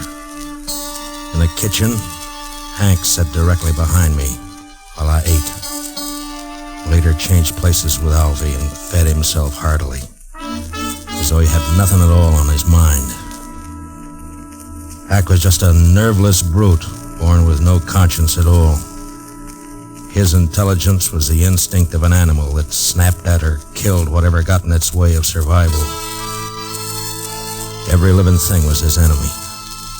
And Alvy? Well, there was no way to figure Alvy. Too much of him was missing. My only chance lay in the girl, Belle, even though Hack had pretty well beaten all resistance out of her. Supper was over soon enough, but Hack seemed in no particular hurry to get on with his plans. I've eaten better food on the trail than that. Can't blame me for it. Get it cleaned up, Belle. You can talk your head off when you're outside alone, and you're going outside. I'll learn you to heal if I have to break your neck. No, don't do that, Hack. Not till we're ready to pull out, anyway. Why? Well, I ain't gonna do the cooking. Well, I hope not. I've eaten your cooking. My sister was a good cook. Yeah, we should have brought her along, Alvy. No, I don't like her. Where are you from, anyway? Which, me or Alvy? Well, you to start with. Wyoming, place called Crowheart. I didn't stay there long, though. What about you, Alvy? Yeah, where were you born, Alvy? I never did know. Republican River. That's not a place, you fool. Well, that's what they told me. Republican River. They always lived in a wagon, my ma and pa. Had a lot of kids, too. Of course, most of them died. I'm about the only one that made out any good at all. And you did fine, Alvy, fine. Give me the shotgun. All right, Marshal, let's get back by the stove while Bell cleans this mess up. Shall we hit him and throw him out to freeze up now, Hack? Not yet. I want to punish Bell first. You know, someday you're going to get caught without that shotgun, Hack. Somebody's going to tear you apart. That's fair enough, Marshal. Give me a fair chance at you then, huh? Barehanded? No. Oh, you're bigger than I am, Hack. Might be fun for you. I don't know nothing about fun. I ain't gonna kill you because it's fun. Oh, come on, Hack. I want to go to bed. Bell, come out here.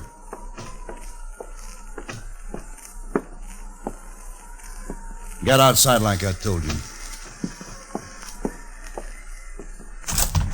And don't open that door so wide you'll blow the lamp out.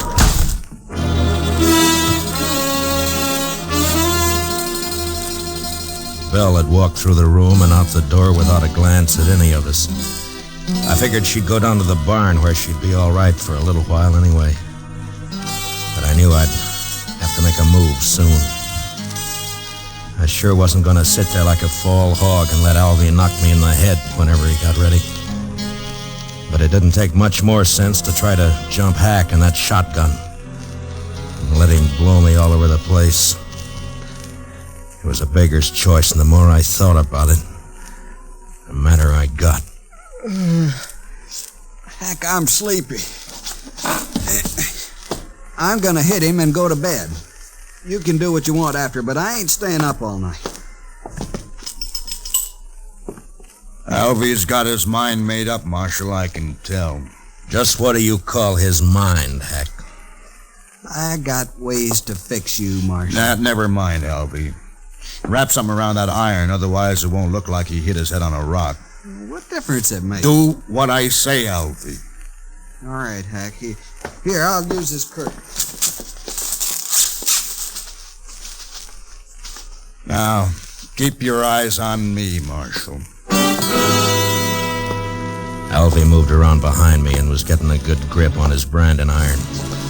I leaned slightly forward in the chair and was tensed and waiting for the split second when my instinct had told me to jump.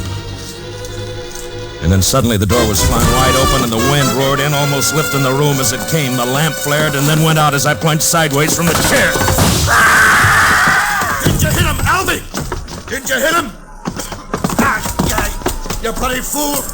Don't you try nothing, Marshal. I got some more shells right here. Don't you move now. I crawled across the room and was out the door before Hack could reload. In the snow outside, I stood up and turned to find Belle waiting by the side of the door, a pitchfork in her hand.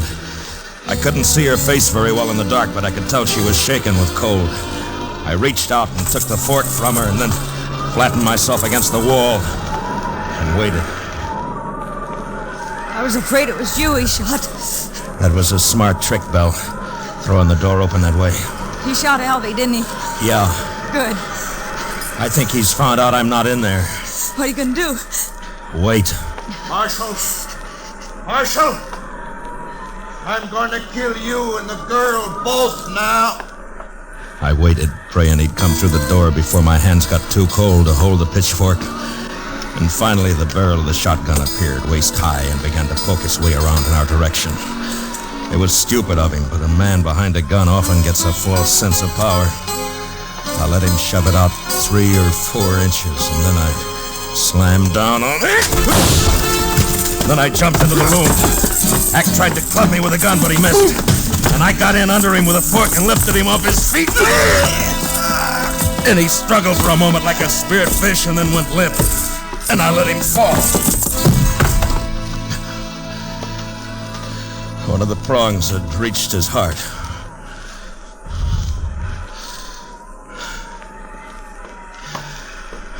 Did you get him, Marshal? Is he dead? Yeah. Light the lamp.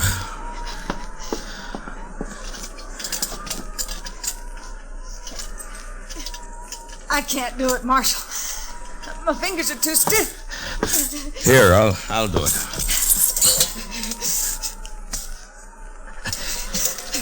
There.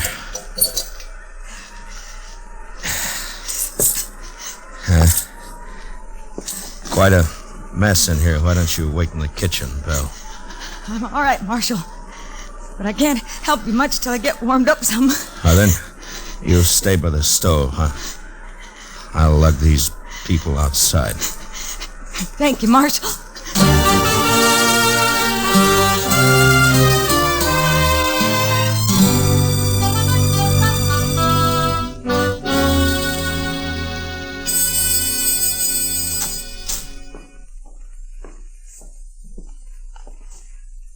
Marshal? Marshal Dillon. What? Oh. Morning, Belle. Come on out in the kitchen, Marshal. It's warm there, and I got some hot coffee waiting. That sounds good. Say, it looks like the storm's lifted. It has. The wind's gone, but it's mighty cold out. Well, I don't mind the cold. It's that wind that breaks a man down.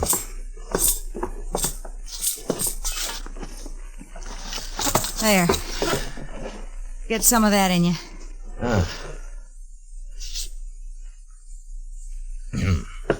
Oh, you make mighty good coffee, Belle. Tell me something, Marshal. Tell me the truth now. Oh, sure, Belle. What is it? Are you married? I'd make a poor husband, Belle, for any woman. Why? Well, in my profession, it's too chancy. Thank you, Marshal. Thanks for putting it that way. Now, Belle, I didn't mean... Forget it. I'm leaving this place, Marshal. What? As soon as you go, I've packed what I need and I'm clearing off. Where'll you go? I got 3 horses. I'll ride up to Hayes City and sell them. Then what? I'll buy some pretty clothes and I'll find a place. Won't be hard after this. I wish I could help you, Belle. You have. Oh, but I mean... I can take care of myself, Marshal. I just want to get away from here, that's all. Sure. I'll stop at the nearest ranch and tell the men to come over here and take care of Hack and Alvy as soon as it warms up. Whatever you like, Marshal. Well, goodbye, Belle. Goodbye, Marshal. Look me up in Hayes City next time you're there. Sure. Sure I will. But, Belle, don't let all this make you bitter. There are a lot of good men in the world. So they say. So long, Marshal.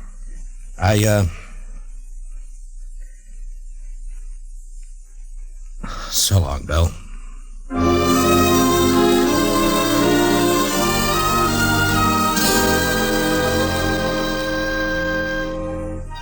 A few minutes later, I'd saddled up and was on the trail to Dodge. The sky was low and a slate gray all over, but there was no wind. The blizzard had gone, leaving the land still and white and bitter cold. There wasn't a sign of life anywhere. It was like riding through a vast tomb.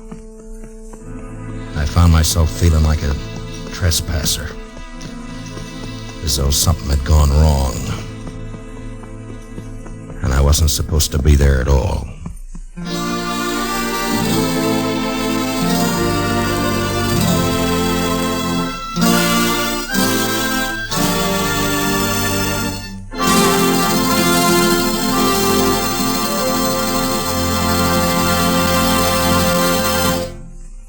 Gunsmoke, under the direction of Norman MacDonald, stars William Conrad as Matt Dillon, U.S. Marshal. Tonight's story was specially written for Gunsmoke by John Meston, with music composed and conducted by Rex Corey.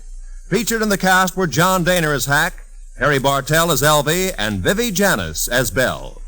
Gunsmoke is heard by our troops overseas through the facilities of the Armed Forces Radio Service. Join us again next week as Matt Dillon, U.S. Marshal, fights to bring law and order out of the wild violence of the West in Gunsmoke.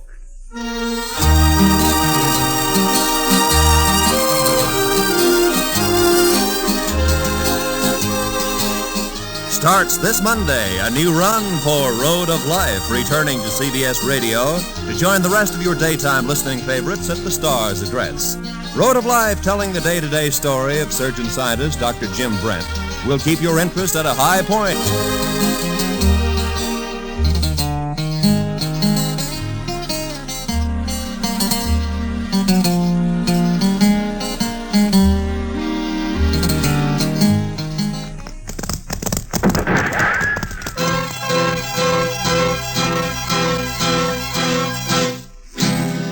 Around Dodge City and in the territory on West, there's just one way to handle the killers and the spoilers, and that's with a U.S. Marshal and the smell of Gunsmoke.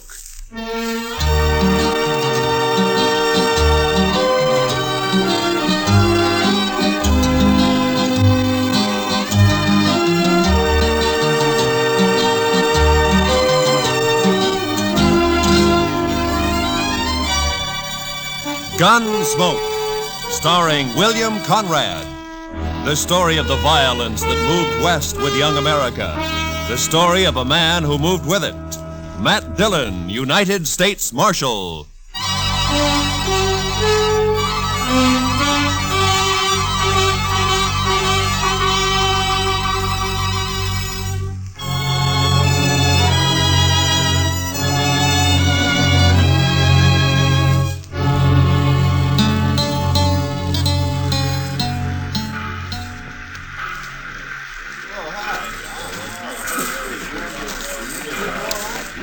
.20 p.m. We got in right on time, Mr. Dillon. Yeah, the railroad's getting better every month, Chester. Looks like they're going to civilize this prairie yet. Well, I'm glad to hear it. All right, let's go. Well, Abilene sure don't change much. Looks about like it did the last time I was here. Now we're getting most of the cattle at Dodge now. The boom's leveled off here. Still a rough town, though, I suppose. You think he'll put up a fight? I don't know, Chester. He's pretty mean from all reports. He may. We'll try to avoid it, though. Of course, we're only guessing anyway. He might not even be here. No, he always heads for Abilene when he gets in trouble. It's his hometown. He'll be here. And one good thing, it's Bill Hickok's town, too. At least we'll have the local sheriff on our side for once. Yeah, I suppose that's some help. Some help? I'd rather have Wild Bill along than anybody I know. I suppose. Chester, what's the matter with you? You're acting like a man at his own funeral. Mr. Dillon, I've had an uneasy feeling ever since we left Dodge. Kind of a hunch, you might say. Ah, it's nonsense. They're going to pick up a killer and take him back for trial. That's all. Maybe. And maybe not. Look, Chester, any man who lives by a gun knows down inside that he's going to die by one someday. But if he's got any sense, he keeps from thinking about it. Of course, he can't help getting a hunch now and then. I had plenty of them myself. Mostly wrong. Come on, Chester, let's walk down to the Last Chance and I'll buy you a drink. As a matter of fact, I'll buy us both a drink.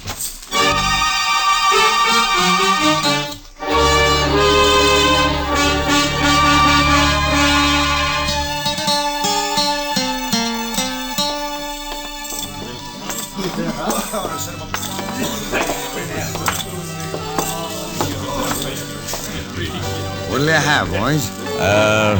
Rye for me. Yes, sir. You can make mine the same. A bottle of rye and a couple of glasses. Quite a crowd in here for this time of day. Yeah. I've been looking around for Wild Bill, but I don't see him. Suppose the Daggett kid might be in here, Mr. Dillon? Well, he spent most of his time hanging around the saloons while he was in Dodge. Here you are, boys. Drink up. Thank you. Oh, by the way, bartender, do you happen to know a kid around town by the name of... Who, mister? What? Oh, never mind. Well, he's here, Chester. Down there at the end of the bar. Yeah, that's him, all right. Well, Sir Mr. Dillon? He's what we're here for. We gonna wait for Mr. Hickok? No. Come up on his left side, Chester, and watch his gun handle. Yes, Sir Mr. Dillon. I'm telling you, it was the funniest sight you ever seen.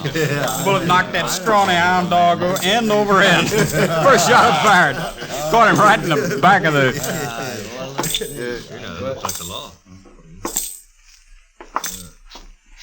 You're Jack Daggett, aren't you?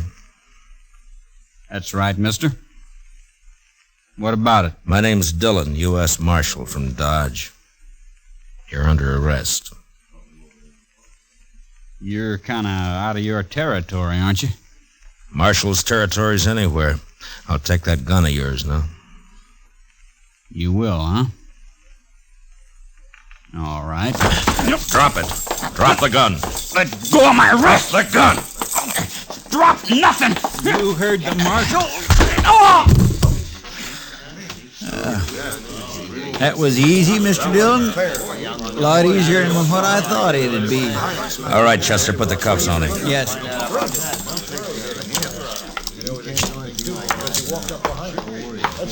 Seems to me your partner acted a little high-handed there, Marshal.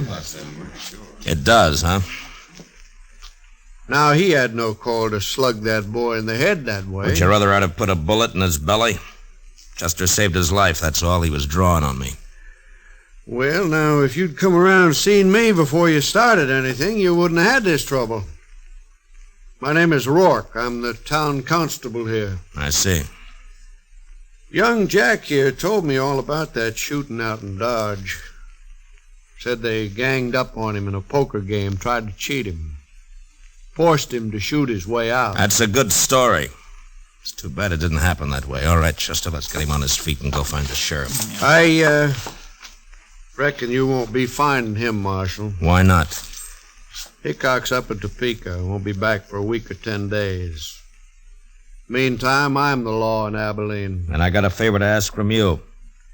I'd like to use one of your jail cells until 9 o'clock. That's when the next train leaves for Dodge. I'm sorry, Marshal. I got no authority to do anything like that. What difference does that make? If Wild Bill were here, he'd let me do it.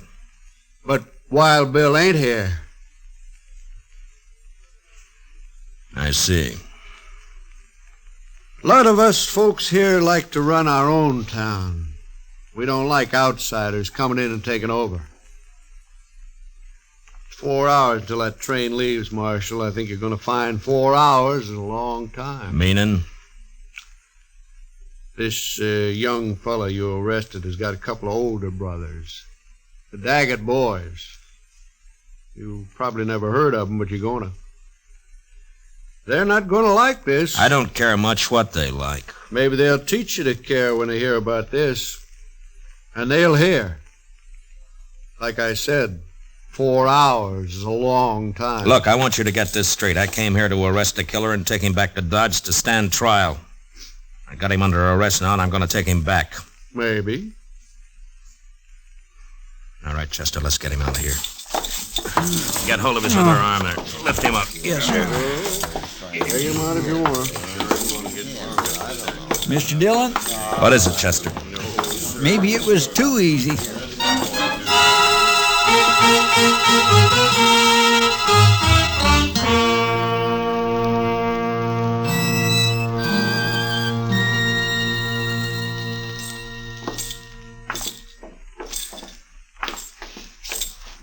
Yes, gentlemen. What can I do for you? We'd like to get a room, please. Well, I have a very nice one right at the head of the stairs. If you'd care to look at it. That won't be necessary. We'll only need it for about 4 hours until the train leaves for Dodge. Mm-hmm. Well, if you'll just sign the register here. Thank you. My, your friend seems to have suffered quite an injury. Yes, sir. He bumped his head. Oh, really? Well, it's certainly a bad cut just to have had... Boy, that's one of the Daggett boys. Young Jack Daggett. Yeah, that's right. I got him under arrest for murder. Now, where's the room? You arrested Jack Daggett? Right here in Abilene? Yeah. Did you say the room was up? And you're planning to keep him here at my hotel for the next 4 hours? Well, I can't stand out there on the street with him. Marshal, do you know what's going to happen when the Daggett boys hear about this? No, but I understand they may not like it very much. May not like it. I'm sorry, sir, but you cannot stay here. I will not let my hotel be made the scene of a bloody massacre. Now, just a minute, mister. You've rented me a room. I've signed the register, and I've got the key. And I'm going to use that room until 9 o'clock, whether you like it or not. It's the second door at the top of the stairs. Thank you. Come on, Daggett. Move. You heard him, son. Come on. Keep your hands off. There's just one thing, sir. Yeah. It's not a question of your honesty, you understand, but in view of the circumstances, I wonder if you'd mind paying in advance.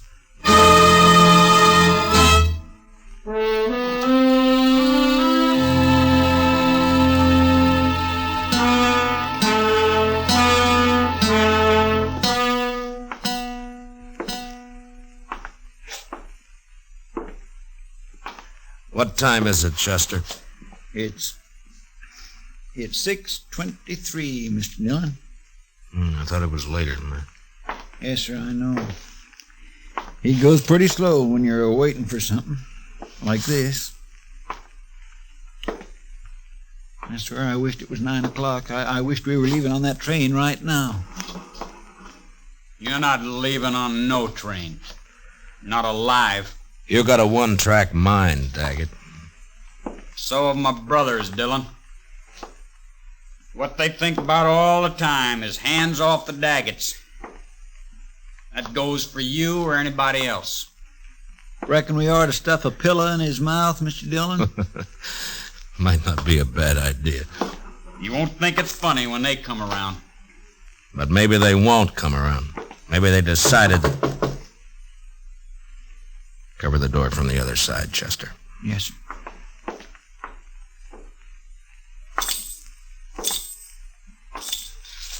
Yeah, who is it? It's me, sir. The clerk. What do you want? It's the Daggett boys. They're across the street at the last chance right now. And you're hoping I'll go over there instead of waiting for them to come here, huh? Well, All right. I'd rather jump them than have it the other way around. Chester, I guess we'll go over and have a talk with him. What about him? Well, he's cuffed hand and foot to a pretty solid iron bed. I don't think he's going anywhere. I'm going to bet on it. You ready, Chester? I'm ready whenever you are, Mr. Dillon. All right, let's go.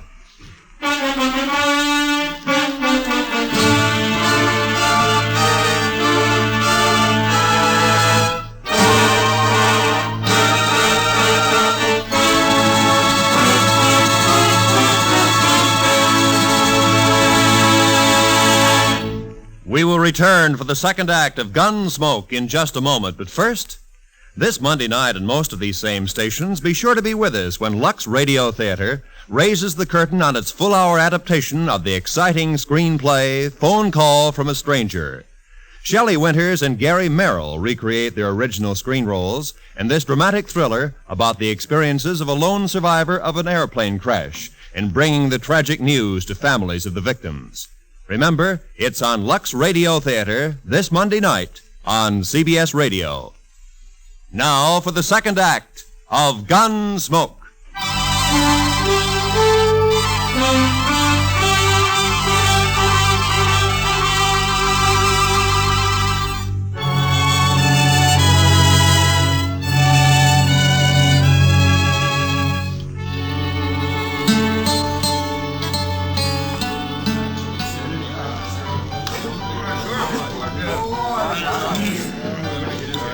That must be them, Mr. Dillon.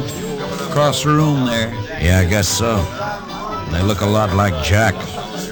And they look mad. There's quite a crowd around them. Well, Chester, the only way to get it over is to get it started. Yes, sir. How will we do it, Mr. Dillon? I haven't got a plan, Chester. Face them down, that's all. Yes, sir. Go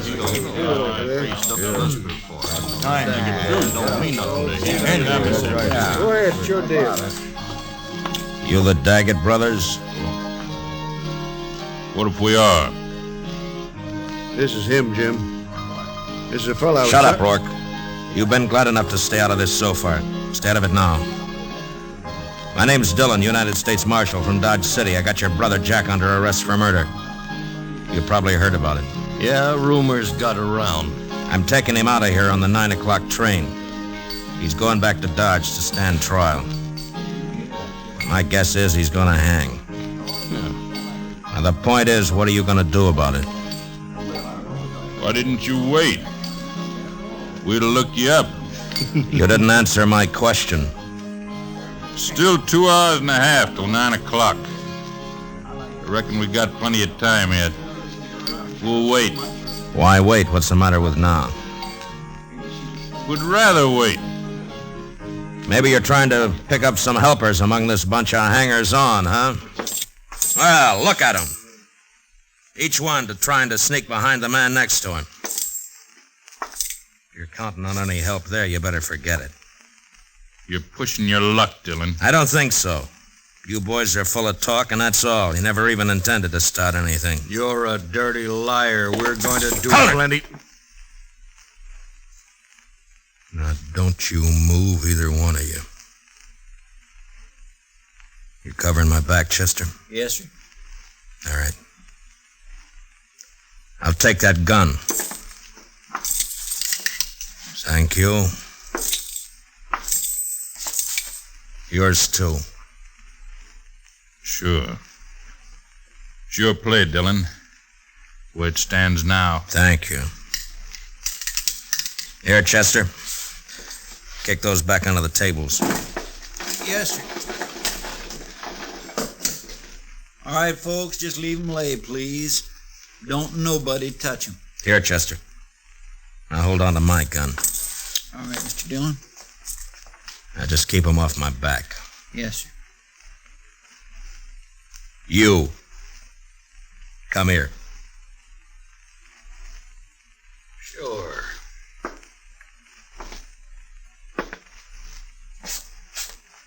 You called me a liar, didn't you? Yeah. Why, you cheap chin horn, you... Boy, get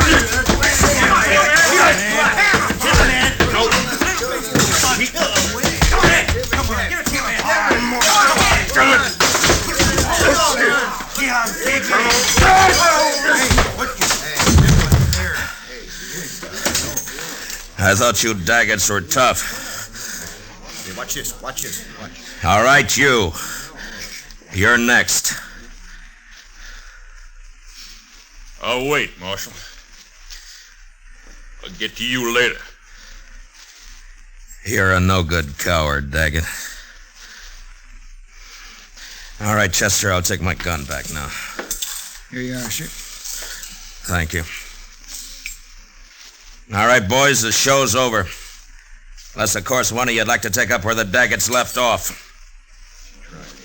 Any one of you still figuring on helping them try to take my prisoner away from me?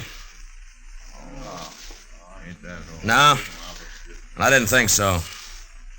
You're all fine, upright citizens now, huh? A pride and joy to Constable Rourke here. That's enough, Dillon. I thought I told you boys the show was over. All right, get out.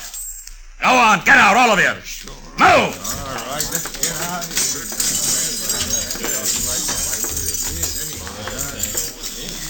here. Marshal, I'd say you overreached yourself there. Stepped past the limits of your authority. How I enforce the law's my own business. I do things my own way. It's a way that'll get you killed someday. Maybe. I have to live in this town, Dillon. You don't know these Daggett brothers. If you cross them, you're through. I've seen it happen. Come on, Chester, let's go. All right, Mr. Dillon.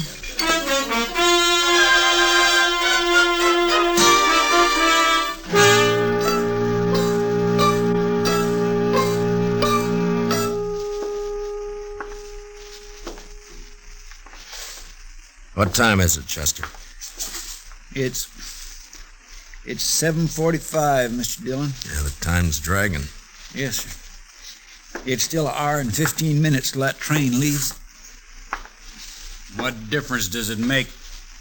You're not going to be on it. Neither one of you are. The way I'm figuring, Jack, we'll all three be on it. You wait and see.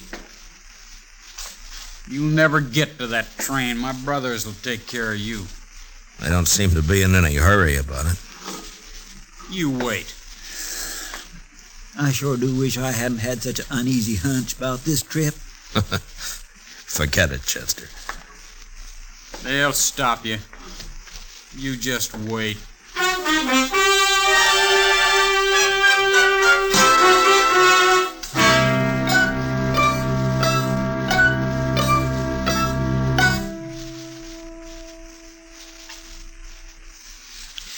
It's only 8:15. Mr. Dillon seems to be going slower all the time. Yeah, adds up, though. It won't be much longer now. 45 minutes, if the train's on time. And if we're lucky enough to get on it. Chester, you're wearing yourself out. Why don't you sit down and relax, huh? I just can't seem to set my mind to it, Mr. Dillon. No Daggett will ever leave this town wearing handcuffs as long as the other two are alive. Well, I'd think that's up to them, Jack. Sure. And they'll take care of it, too. I swear and declare, Mr. Dillon, I almost wish they would try something and get it over with. The waiting's always the worst part, Chester. You find out what the worst part is. I could slug him, Mr. Dillon. No, let him talk. Let him talk, Chester. He's only got a few more weeks to do it in. They'll never hang me. I'll never even stand trial. You wait and see.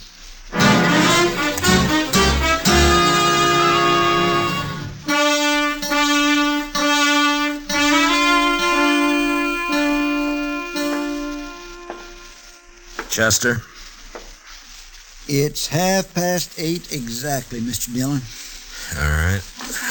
Let's get started. A little early, isn't it? Won't take that long to walk from here to the station. It might if we have trouble.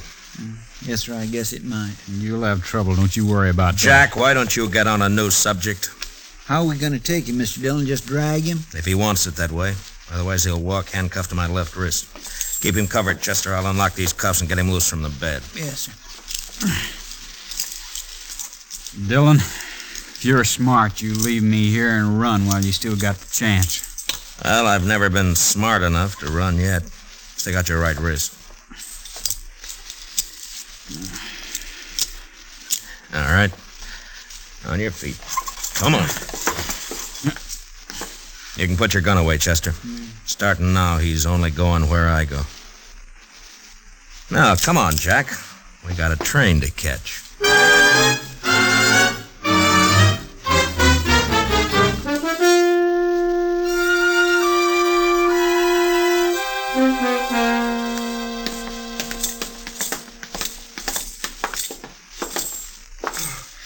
Thank heaven, gentlemen, you're leaving. Yeah, we're leaving. And I want to thank you for your wonderful hospitality. I'll be glad to recommend your hotel to anybody who plans to stop over in Abilene. Oh, I hardly know what to say, Marshal.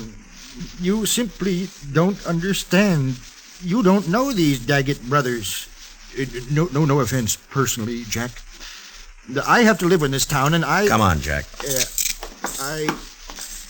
Well, you boys must run quite a bluff. You got everybody in town jumping sideways.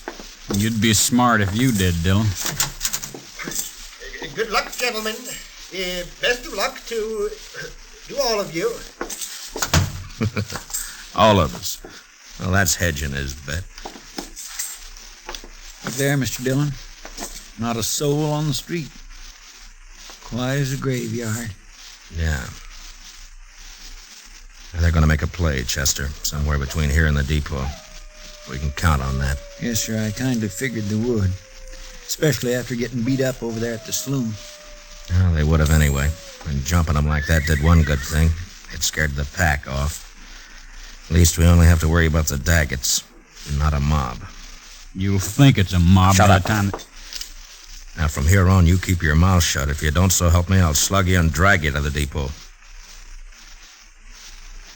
All right, now let's go.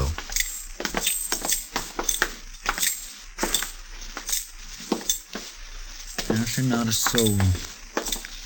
I never thought I'd see the main street of Abilene deserted at this time of night. It's not deserted, Chester. They're inside, behind the shutters.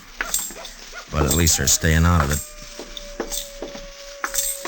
I wonder if coyotes are as lonesome as they sound, Mr. Dillon. They couldn't be, Chester. Watch that left side up ahead of us, sir. It's pretty dark along there. Yes, sir.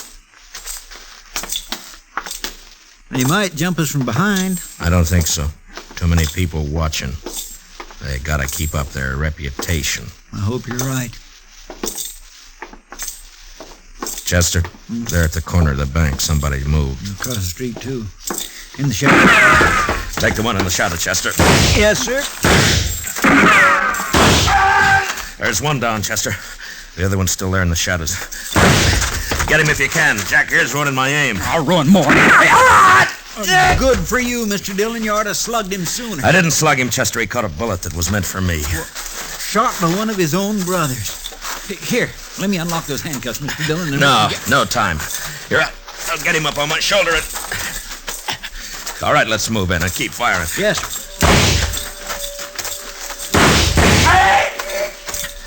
Hold it, Chester. Well, I guess we got the other one. Here, let me get him off my shoulder. Get these handcuffs off.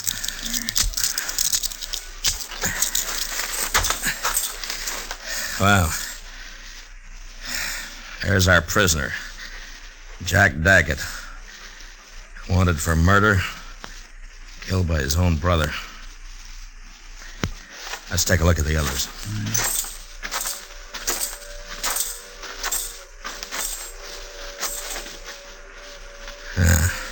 Three men dead.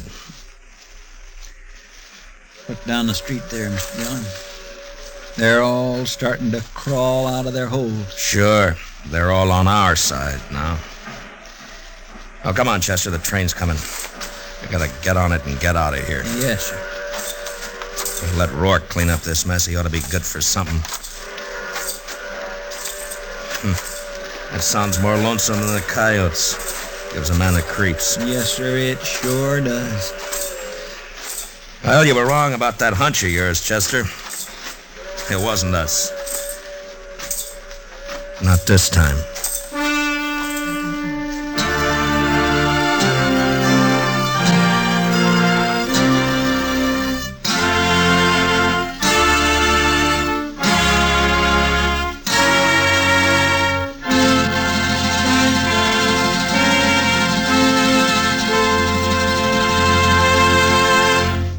Gunsmoke, under the direction of Norman MacDonald, stars William Conrad as Matt Dillon, U.S. Marshal. Tonight's story was specially written for Gunsmoke by Les Crutchfield, with music composed and conducted by Rex Corey.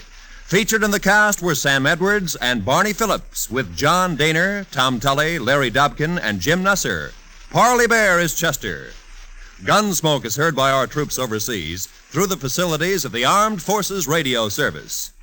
Join us again next week as Matt Dillon, U.S. Marshal, fights to bring law and order out of the wild violence of the West in Gunsmoke.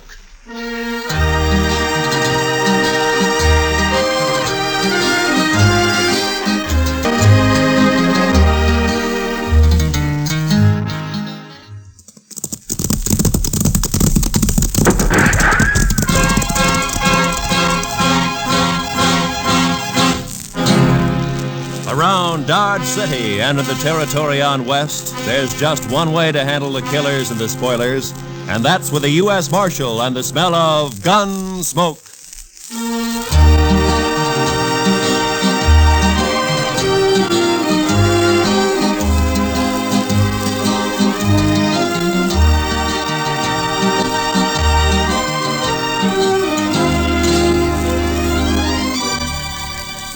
Gunsmoke, starring William Conrad.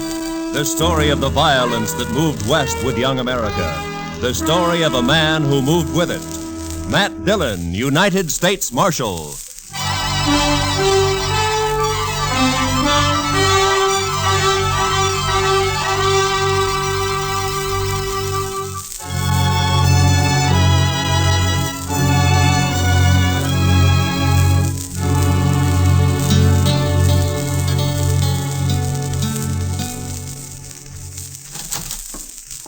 He's not up there, Mr. Dillon. He's just plain vanished. There's no note anywhere? You sure of that, Chester? Nothing, sir. I looked again, all over. Well, it's 2 days now. This isn't like Doc. Well, I still think he's just gone off on an emergency. Out in the country somewhere. Maybe, but he's always left word before. Well, what'll we do, Mr. Dillon? I don't know. Might start asking people, Chester. Try the saloons and the store and maybe the depot, huh? All right, Mr. Dillon, I'll go right now. All right. Well, I do declare. What? Riding right up Front Street as big as life.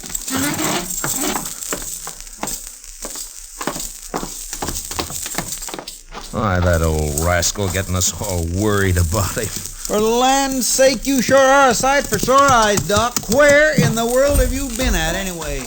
Here. Hello, Chester. Matt. Hey, you had us worried, Doc. That's so? You've been gone 2 days. I know. Next time, leave word, Doc. I will. I surely will. If I can. Well, it'd sure save us a lot of fretting. Now, wait a minute. What do you mean, Doc, if you can? Just that. If they let me, I'll leave word. Come on inside, Doc.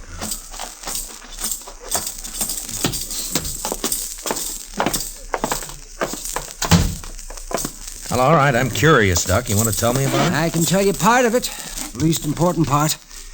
I made a promise about the rest. You know how it is, Matt. No, but you tell me. Well, the other night, Wednesday it was, I was peacefully asleep on my couch when a couple of riders tromped right into my office. They said a man was hurt somewhere out past Fort Dodge. So naturally, I got up and I went along with them. Well, then why didn't you leave a note and say so? They didn't tell me exactly where we was going, Chester. But they sure told me not to leave any note. They told you what? Let him talk, Chester. Now, of course, I figured then it must have been a shooting, but my job's to take care of everybody, sinner and saved alike. And so, when finally we got to this place the next day... What place? That's part of what I promised not to tell, Chester. But like I was saying, there was a young man there who'd got himself shot in the back. The bullet lodged right in his spine. And I dug it out, and I did all I could for him. And then I just sat there for quite a spell. And then I put my things away. And I walked out into the other room. So, Doc, how is it? I did what I could. What do you mean? He's dead. The shock of extracting that bullet was too much for him. It's a bad place, the spine there. You killed him, huh, Doc? No, I didn't kill him. He's dead, ain't he? Look, mister, doctors don't kill people. Murderers Watch do. your mouth, Doc. That boy wouldn't have lived more than a couple of days with that bullet where it was. And whoever put it there murdered him. You want me to shut him up? Not yet. Doc, tell me something. You know that boy in there? I do. Sure. And the three of us here, you know any of us? Him. I've seen him around somewheres. Dodge, I guess. Well, that settles it. He ain't walking out of here. Shut up. Know his name, Doc? No, I don't. Of course, it might come to me. Let me think now. You don't understand, Doc. He wants to kill you already. Now you're trying to remember his name. That's just going to make it worse. You can't kill a doctor for following his oath. Oh, no? I shot that boy when he tried to get away, and I shoot you just as Don't be a fool. I'm a doctor. Since there's nothing more I can do here, I got to be available to other patients. I've been away too long. No, what are we arguing about? The sooner we shoot him, the better. What kind of a man are you, anyways? Don't you know I'm the only doctor within 100 miles of Dodge? Right now, it's one too many. Now, wait a minute. I'm kind of thinking the doc's right. He ain't like an ordinary man. But Doctor, well, it's almost like he ain't quite human somehow. He's human enough to tell what he knows that hard-headed marshal they got in Dodge. And we'll have him on our tail, we'll never get our 20,000. Well, I figure it's us or the doc. I'm not interested in what you figure, mister. Right this minute, there may be some woman having a baby and needing me real bad. There may be several folk needing me for help. He's right. We can't kill him. I can't. You'll do what I say and nothing else, here? Oh. Doc, listen to me. If I let you go, will you promise not to tell about anybody you recognized here? And if I don't? Then doctor or no doctor, I'll kill you myself. Yeah, I suppose you would. All right, I'm here as a doctor and nothing else. I promise. Word of honor, Doc? That's my word of honor. Okay, get out. One other thing, Doc. What?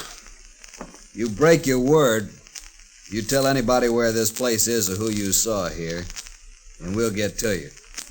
We'll kill you no matter where you try to hide. I gave him my word, didn't I? Sure, but don't forget what I said anyway. Don't forget for 1 minute. We'll kill you or die trying.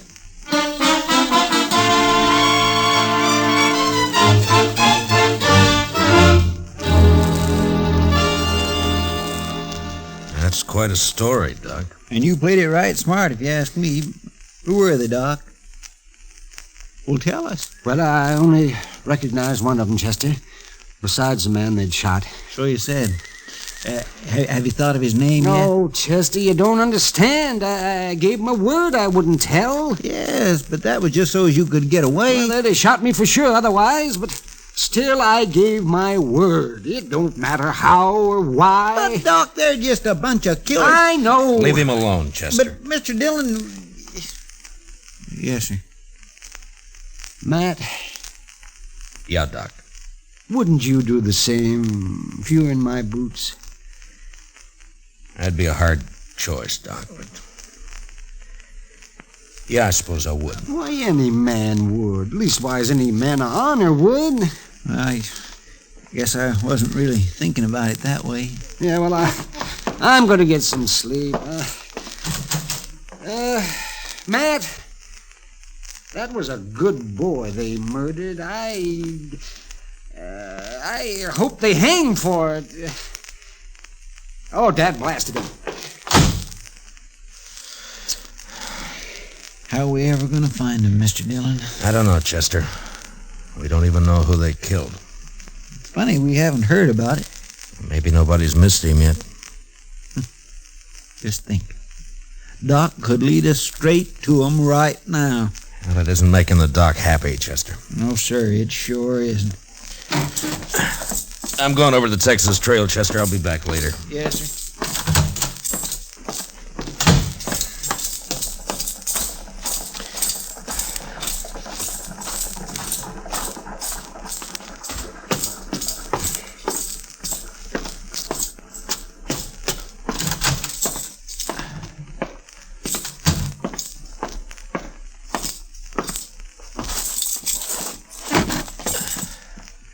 Hey, Sam, bring me over a bottle and a glass, will you? Sure, Marshal. Hello, Matt. Oh, hi, Kitty. You want some help with that bottle? Yeah, sure. I'm only going to have one. You can finish it. Sit down. My reputation's bad enough without my trying to get around carrying about a bit of whiskey in me. There you be. Oh, thank you, Sam.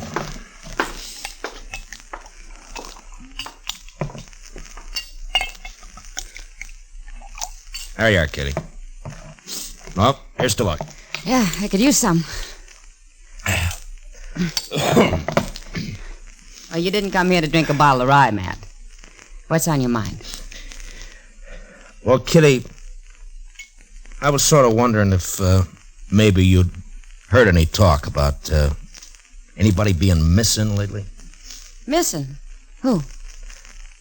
Well, that's just the point. I don't know who. Well, you're sure not on much of a trail, are you, Matt? Well, a man was shot and he's dead. And I don't know who he was or who did it or where. All I know is that it happened. Well, I'll be darned. Well, Matt, I don't know a thing I've heard that'd help. I'm sorry. It was just a chance. You know, it's not often a man gets shot around here without everybody knowing about it. Well, I'm glad for that much, anyway. Well, thanks, Kitty. Well, good luck, Matt. Yeah, take it easy with that bottle. Yeah, I'll save it for you. So long. See you, Matt.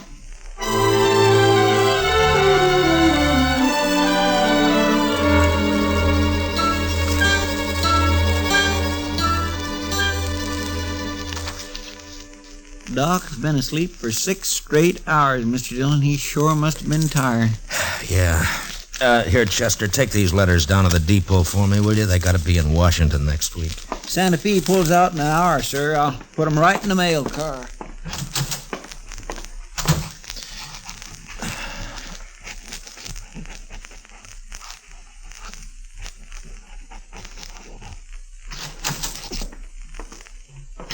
Marshal?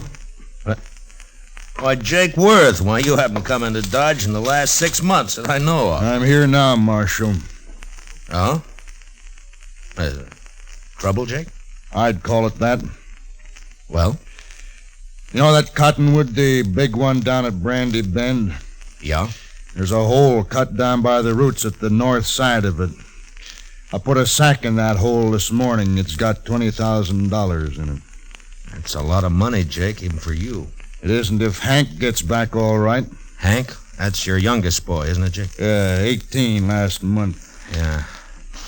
And that's ransom money. Your boy's been kidnapped, huh? He didn't show up the other night, Marshal. Next morning, I found a note tacked on the corrals. Said to leave the money or they'd kill him. Oh, come on, Jake. We'll try to get there before they pick up the money. No, Marshal, I won't take any chances. They'd shoot him sure if we did that. You should have told me before you left the money. You should have come here first, you know?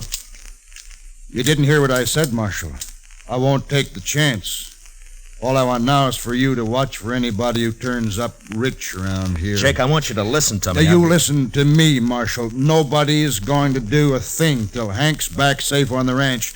Not one dang thing. Jake, if they killed Hank, you'd want him hung, wouldn't you? I'll hang him myself if it comes to that. I'll hunt him down like wolves. All right, then let's go. Let's get on to Brandy Bend and wait for him. No. I already told you no. Hank's dead, Jake. Huh? They already shot him. And he's dead. What are you talking about? Where is he? I don't know. And how come you know he's dead? I can't tell you. Marshal, I've had about enough of this. We're wasting time here. Come on, Jake. I'll tell you what I can on the way to the river. You better, by heaven, or one of us ain't never gonna get to the river.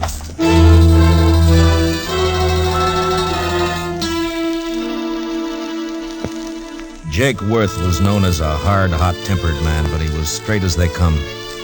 He'd made one fortune in Texas cattle and another in buffalo hides, and now all he wanted was his ranch and his 3 sons to work it with him.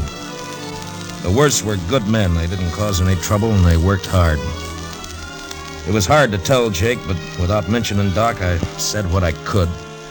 And when we reached the Arkansas, we hid our horses in a clump of bush and worked our way on foot up to the big cottonwood.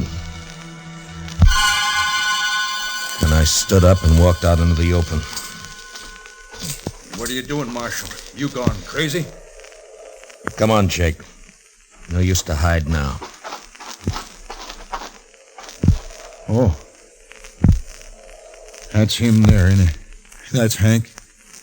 I'm afraid so, Jake.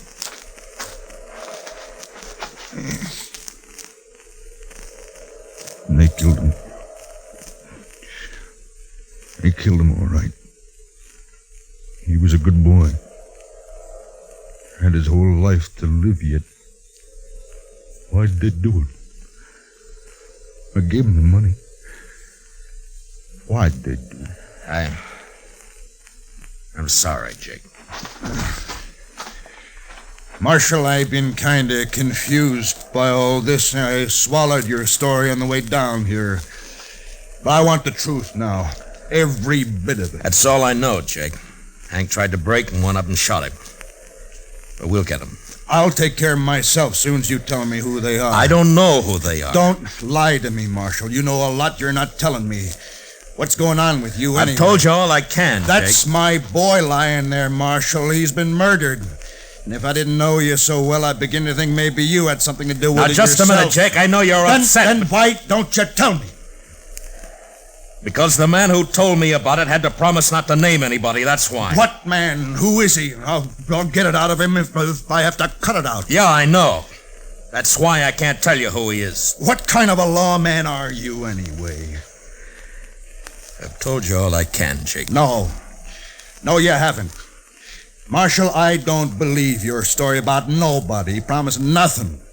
You know who done it, and you're going to tell me or Don't try it, Jake.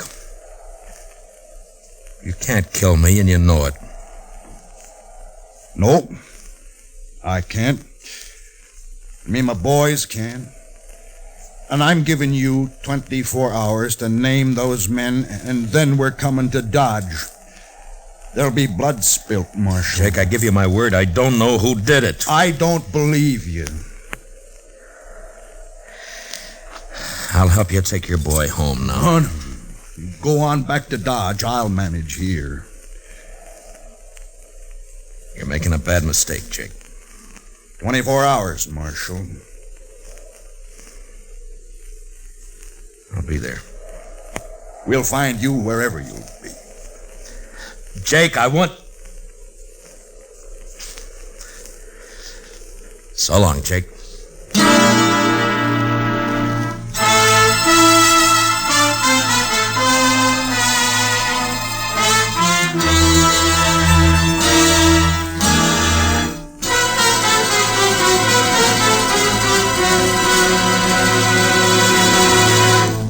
We will return for the second act of Gunsmoke in just a moment. But first, 300,000 volunteers are needed for the Ground Observer Corps. This spare time activity serves as a vital supplement of the Air Defense Command radar network, which has certain unavoidable blind spots due to the curvature of the Earth. Men and women from teenage up are urged to become ground observers. Get in touch with your nearest Civil Defense Center. Now for the second act of Gunsmoke.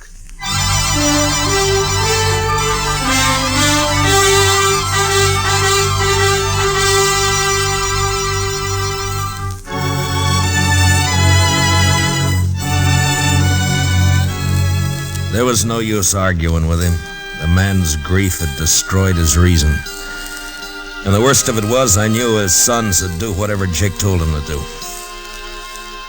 Unless I could stop it somehow, I'd have to shoot it out with 3 good and perfectly innocent men.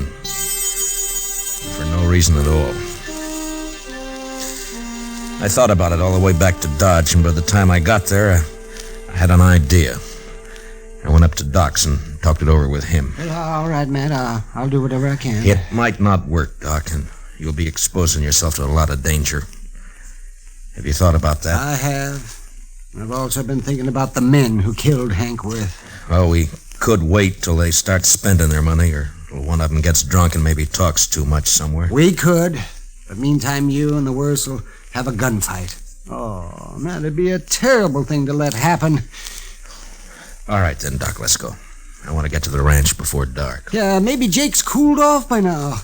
Enough not to start shooting on sight anyway. We'll soon find out. Come on.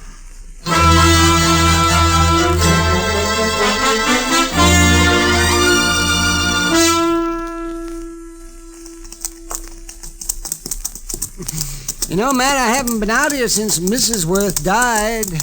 Oh, that must be 4 or 5 years ago. Well, the place sure has changed, hasn't it? Yeah. I don't see anybody around, do you? Maybe they saw us first. Maybe they're hid out. I hope not. See, Matt, I got an idea. Why don't you take your gun off and hang it around your saddle horn? Then they'll know you come peaceable. I can't take a chance like that, Doc. Not with Jake in his state. But I won't shoot unless I have to.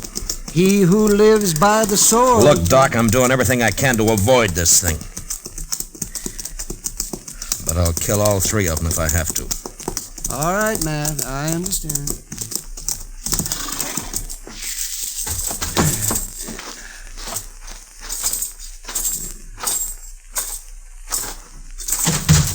That's far enough, Marshal.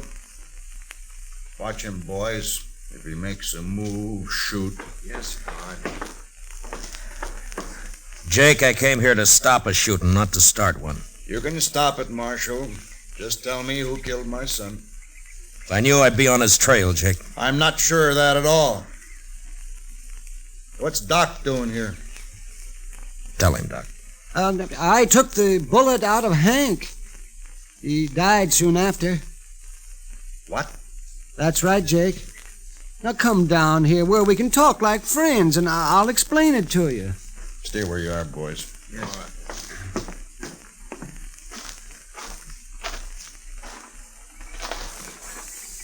All right. All right, Doc, let's hear it. Well, they got me out of bed, Jake, and they led me out into the country. Hank had been shot in the back, and I extracted the bullet, but it was no use. He'd have died anyway. There were 3 men there, and I recognized one of them. Who was he? Well, I had to promise I wouldn't tell, Jake, or they'd have killed me. That don't matter now. Now, think about it a minute, Jake. Doc gave him his word. And you're asking him to break it. Now, think about it for a minute. I'm thinking about my boy, too. Hank's dead. You can't help him now. Shot in the back, and the coward who did it's running free. You want to help get him, Jake? Don't ask fool questions, Marshal. Of course I want to get him. Now, then listen to me. Those men told Doc if he talked, they'd kill him. Yeah, and they meant it, too. All right, so I got an idea now, Jake. We'll spread it around that Doc has identified the killer. The news will reach him soon enough, and meantime, I'm going to lay low. And I'll have Chester tell everybody that I've ridden out after them. Go on. Then we'll just wait. 1 or 2 or maybe all 3 of them will come into Dodge to kill Doc some night soon. You still might get away. And I'll deputize you and your boys right now, and you can wait for them with us. You'll have to stay hidden like me, of course. We won't mind that. Not if we get a chance at them, we won't. All right, good. Yeah. Funny thing, though. What? Man like Doc here, rather than break his word, he'll make himself a target for those killers. Yeah. Look, Jake, Doc and I are going to go back to Dodge now. I'll see that the story gets started, and in a day or 2, you and your boys can ride in, but separately, though. Otherwise, it might cause talk. I understand. And come straight to Doc's. We'll get there.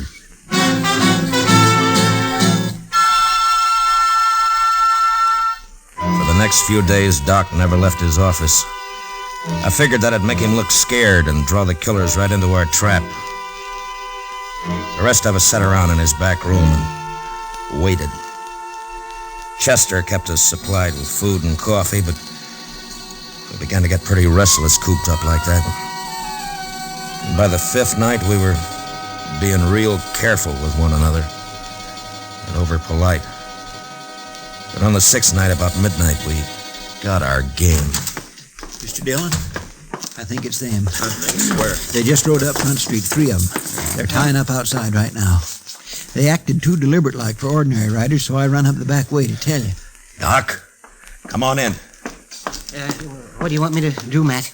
Take cover in here and stay out of sight. Yeah, whatever you say, Matt. Let's go downstairs and meet them, Marshal. No, we might just scatter them that way. Now listen. One of them will probably stand guard on the street while the other 2 come up here to get Doc. Chester, you and the 2 boys go down the back way. Jake and I'll wait in the Doc's office. But don't jump that man till we go into action up here, do you understand? I got it, sir. All right, then move fast. Come on, Jake. Now what? Well, we'll just wait here in the dark. Good. I'll fix Doc's blanket on the couch here so they'll think he's in it. They're on the stairs now. All right, get back in the corner, Jake, or we'll be shooting each other. All right. Quiet now. And don't start shooting till I do.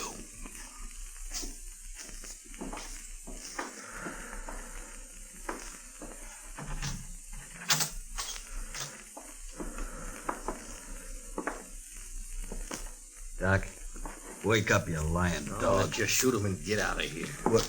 Wait. He ain't here. What? Get your hands up. You're under arrest, both of you. It's a trap!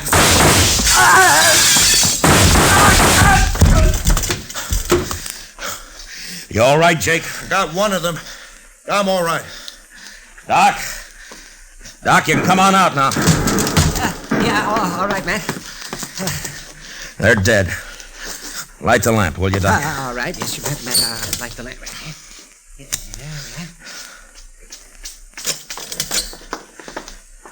Okay, Mr. Dillon? Yeah, come in, Chester.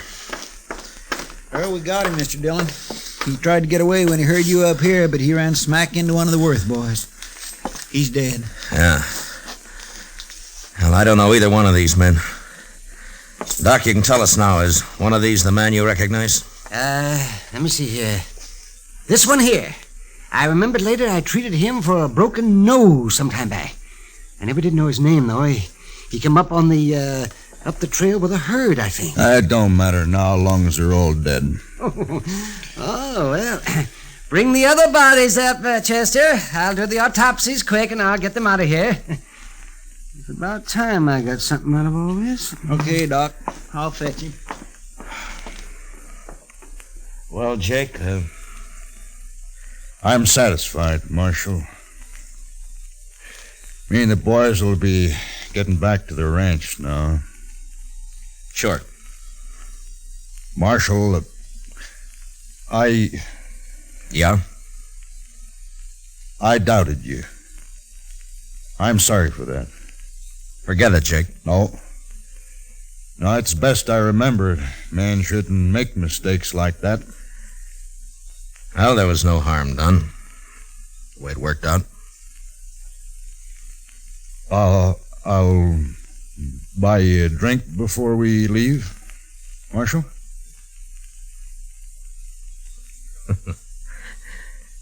I think I'd like that, Jake. Come on, let's go.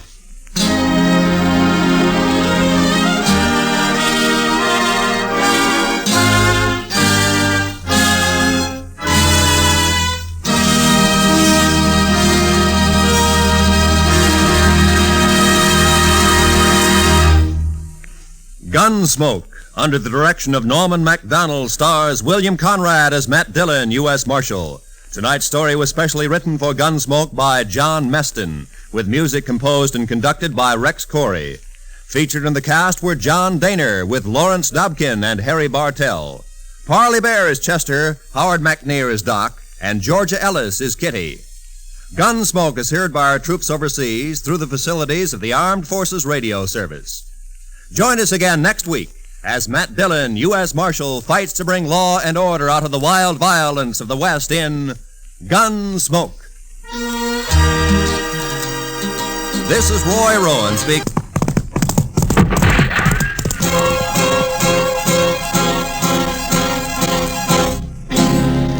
Around Dodge City and in the territory on West, there's just one way to handle the killers and the spoilers, and that's with a U.S. Marshal and the smell of gun smoke.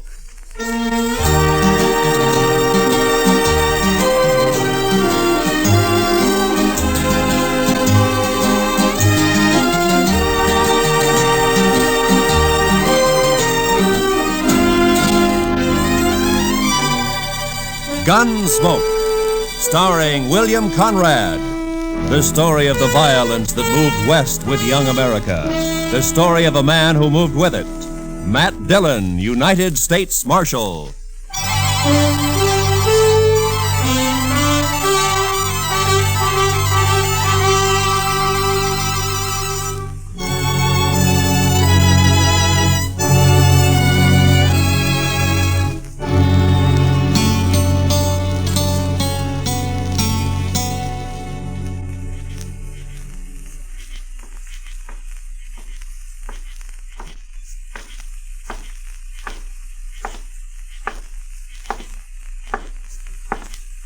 Hey. Over here.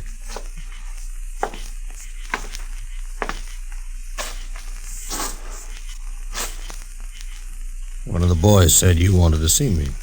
Yeah. It better be important, mister. I don't make a habit of coming running with some saddle punk whistles. Maybe you hadn't ought to make a habit of calling people saddle punks. No offense, just an expression. Sure. I came up from the Pecos country. Been here in Dodge about a week. Maybe you've seen me around. I've seen you. I've been talking to people. Oh? Everybody tells me you were a big shot back in Abilene. You had all the games sewed up, 3 or 4 saloons paying off, a couple of hotels and so on. Then the boom busted and you come here, and you got nowhere. Know why? You're talking, you tell me why. Dillon. Fella named Matt Dillon, a U.S. Marshal. You tried to scare him and he wouldn't scare. Tried to buy him and wouldn't buy. Tried breaking him, wouldn't break. So? Be worth $5,000 to you if I kill him? Might. All right, get it in gold. Keep it handy. My hired? Yeah, you're hired.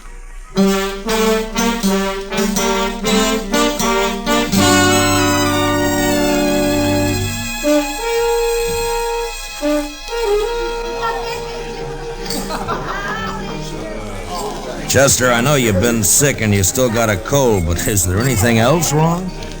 What do you mean, Mr. Dillon? Well, you haven't said 3 words in the last 20 minutes. That's not like you.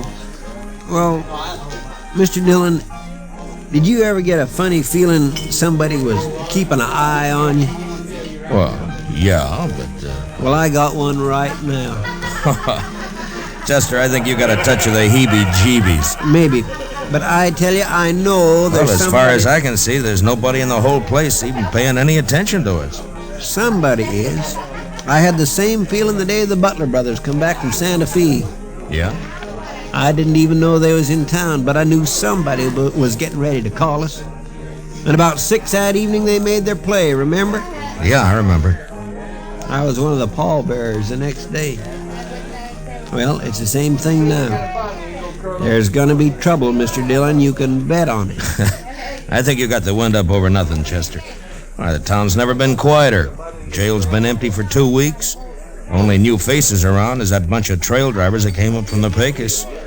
They're all strangers. None of them got any reason to hold a grudge Oh, there you be. What? I've been looking all over for you, Marshal. Oh, hiya, Billy. Waited over to the jail for nigh on to an hour. I got to talk to you, Mr. Dillon. I'm sorry, Billy, but every time I give you money, you buy yourself a bottle and then stay blind drunk for 2 days. It ain't money this time, Mr. Dillon. I got something to tell you. Oh? What? Something I heard. There's a couple fellers talking over to the livery stable. They didn't see me. I was back at the water trough. Sort of, well, resting, you might say. Yeah, I know. Well, you know how it is, Mr. Dillon. A man gets dry in this prairie country and he just What were they talking about, Billy? About you. One of them offered to kill you for $5,000 in gold, and the other and took him up on it. There, what did I tell you? Who were they, Billy? Did you know them? No, sir. It was dark and I didn't recognize their voices. They was already there when I woke up and they left right after that. Well, maybe it was just some kind of a joke. Oh, it didn't sound that way to me. No, sir, it's no joke, Mr. Dillon. I told you I felt it. There's somebody in this room right now, somebody who's been hired to kill you. Yeah, but who? I don't know.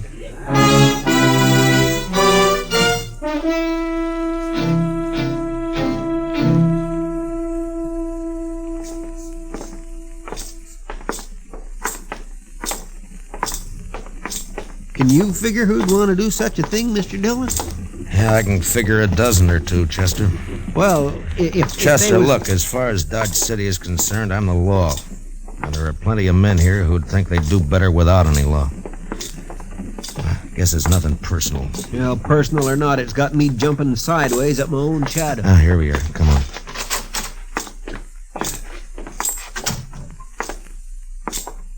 Well, good morning, Marshal.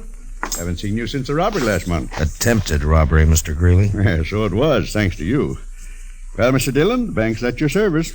What can I do for you? Give me some information, if you will.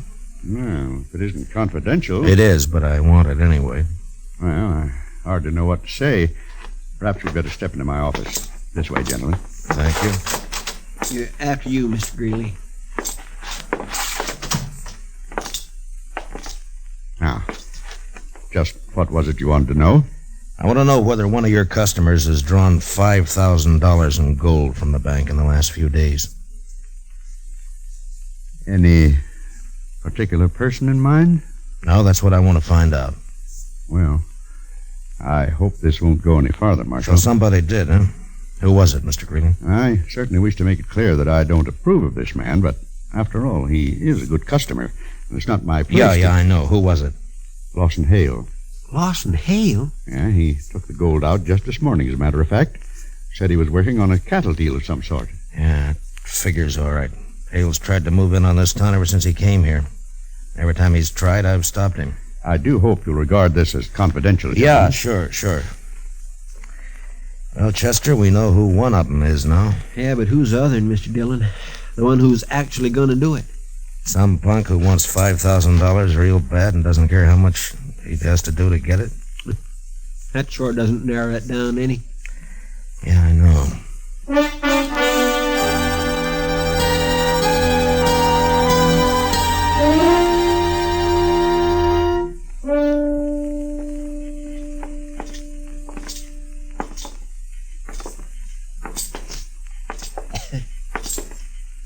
Sure quiet tonight, Mr. Dillon. Yeah? Not many people out. No, not many. The moon is throwing quite a bit of light. Yeah, I guess it is. Kindly makes a target out of a man. Yeah, kind of. If somebody was out to shoot somebody, this would sure be a good night for somebody to do it. I suppose so. Mr. Dillon. Hmm? Do you mind if I make a comment? Well, I thought that's what you were doing, Chester. Let's go on back to the jail and stay off the streets. This way you're just asking for it. Chester, if it's going to come, it's going to come. I'd rather meet it halfway than to sit and wait for it. Asking for it, that's what you're doing. It's been 2 days now.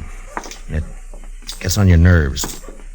When you go out to bring a man in, you know you may have trouble and you're ready for it, but this way, and not knowing who or when or where or... Yes, sir, I understand, Mr. Dillon. It kindly bothers a man. Yeah. Let's walk down the Texas Trail.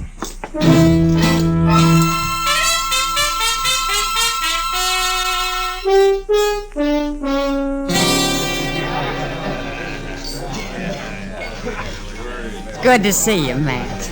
You've been avoiding us the last couple of days. Busy, Kitty. Something bothering you, Matt? Bothering me? Yeah. Whatever gave you an idea like that? Mr. Dillon? What is it, Chester? Lawson Hale just come in. He's down the bar there. Oh, yeah.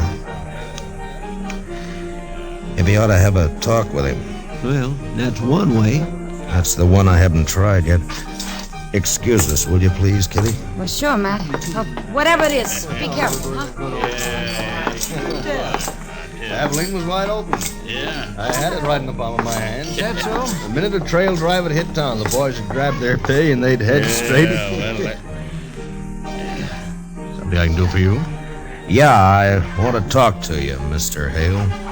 Well, I don't see anything stopping you. Well, we'll move down the bar a ways if you don't mind. It's kind of private. Sorry, Marshal. I'm fine right here. I said we'll move down the bar. If it's that important. Pardon me, boys. The Marshal's all head up about something. Oh, sure.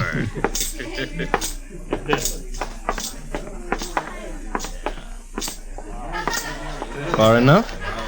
Yeah, this is far enough. Lawson, I understand you've hired yourself a gunman. Sent him out to get me. Offered him $5,000 in gold. I don't know what you're talking about, Dillon. Wouldn't care to tell me his name. No, I don't think so. You see, I don't know anything about it. What's he waiting for? He's had 2 days now, and he hasn't made a move. Like I said, Dillon... Why don't you do the job, Hale? You're wearing a gun. Maybe save yourself some money. I've got no quarrel with you. You mean you're yellow? Scared to call your own play. I said I've You're got a no... weaseling, no-good coward, Hale. I let it ride for the time being. Yeah, I thought you would.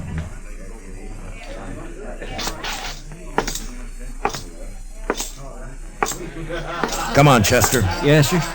Let's go get some fresh air.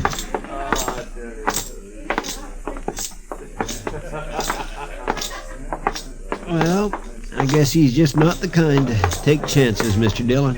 And not when he's got a hired killer out prowling somewhere. Chester, I'm going to run him out of Dodge if it's the last thing I ever do. Dodge can stand it. If I only knew who he'd hired, then I could force the play myself. This blasted business of having to leave it up to the other man. Waiting. Over there by the stable. Yeah, I saw the flash. Maybe you got him, Mr. Dillon. I don't know. Let's move in and find out. Yes, sir. Watch yourself, Chester. You may be playing possum. Yes, sir. Flash was right here by the corner. Yeah. Well, that's that. Looks like you got away, Mr. Dillon. Yeah, he's gone. Took one shot and then ran for cover. He'll be back.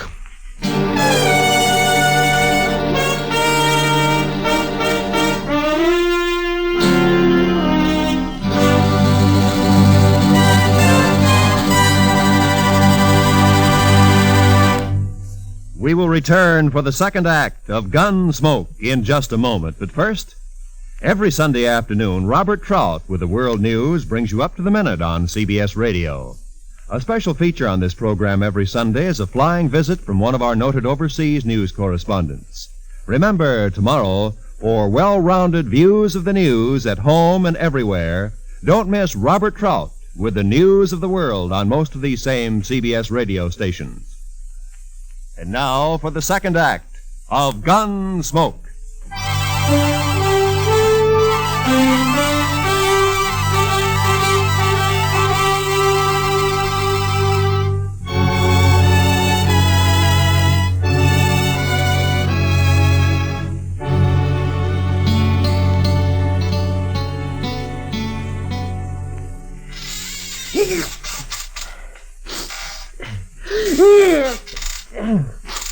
My goodness, my cold sure know better tonight, Mr. Dillon. My, that fire sure feels good. Yes, sir, the old jail seems kind of cozy when a man's ailing like I am.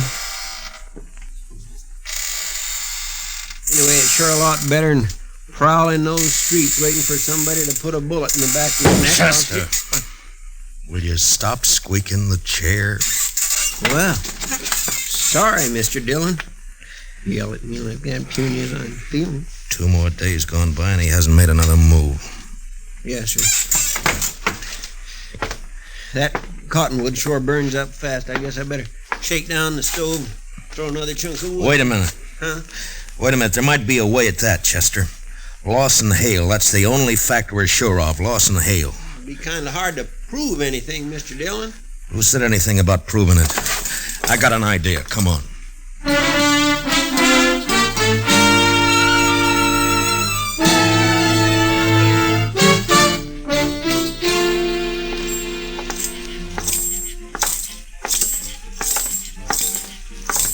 Which one will we try first, Mr. Dillon? The Texas Trail, I guess. He'll either be there or at the Longhorn. All right, Mr. Dillon. What you gonna do? Gonna arrest him, since he won't fight. You saw him back down the other night. Yes, but you got no evidence. Mr. Dillon, you can't make it stick. I don't intend to, Chester. Well, then I don't see what... What I can do is scare him. And if I figure him right, I think he's gonna scare easy. Maybe so, but all the same... Look, there he is, Chester. Just came out of the Longhorn. couple of fellas with him, Mr. Dillon. You don't suppose one of them could be... No, they're hanging around for the free drinks. There's not an ounce of nerve in the 3 dozen of them. Come on, let's take him. Yes, sir. You're right. The whole herd. $20,000. Hale? Yeah? Hold it just right where you are. What seems to be the trouble now, Marshal? No trouble. Unless you want to make some. You're under arrest. What for? I'll think of something later. Stick out your hands. Whoa. You're taking me in without even making a charge? I'll remind you there's witnesses here. Yeah, so I notice. When they're not hanging around you, they're around somebody else. What have you done, Hale? Hired them, too? I asked you what the charge was, Marshal. Vagrancy. Vagrancy? As far as I know, you've never had any visible means of support as long as you've been in Dodge City. I'll match any dollar of yours with 100 better ones. Well, that's fine. That'll help pass the time. Now, stick out your hands. Oh, look here, Marshal. Shut up. Think you...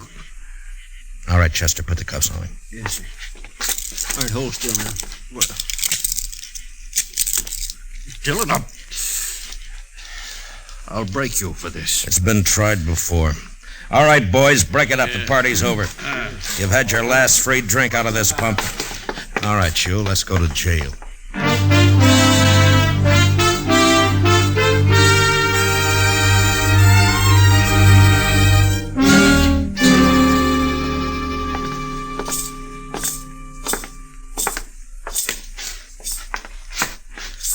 Keep walking, Hale. It's the last cell on the left. I'll break you, Dillon. So help me. Well, you've been trying it for a year. I'm still around. But you won't be after this. I'll take this up. Hold up. Wait till Chester gets the door unlocked. Haven't used this cell for so long, I've almost forgot which keys it.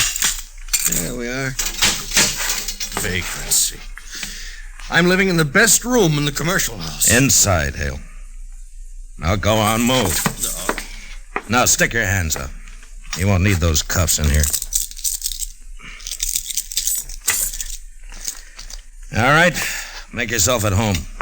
Shut the door, Chester. Yes, sir. Dillon, you've got nothing to hold me on. I'll be out of here by tomorrow noon. Oh, I doubt that. In fact, there's a pretty good chance you'll never get out of that cell. Not alive, at least. What are you talking about? According to the law, I've got a right. The law, huh? You've broken it every chance you've got. Tried to break the men who serve it, like you've tried to do with me, for instance. But when your own neck gets caught, you start hiding behind the law. Nevertheless, all right, fine. Right now, the law out here is kind of sketchy. Some things it covers, some things it doesn't. Well, that's where I come in. Now, this little affair between you and me is one of the things the law doesn't quite cover. So I'm going to run it my way. That kind of talk won't help you any, Dillon. You hired a man to kill me, offered him $5,000 to get me out of the way. You can't prove that.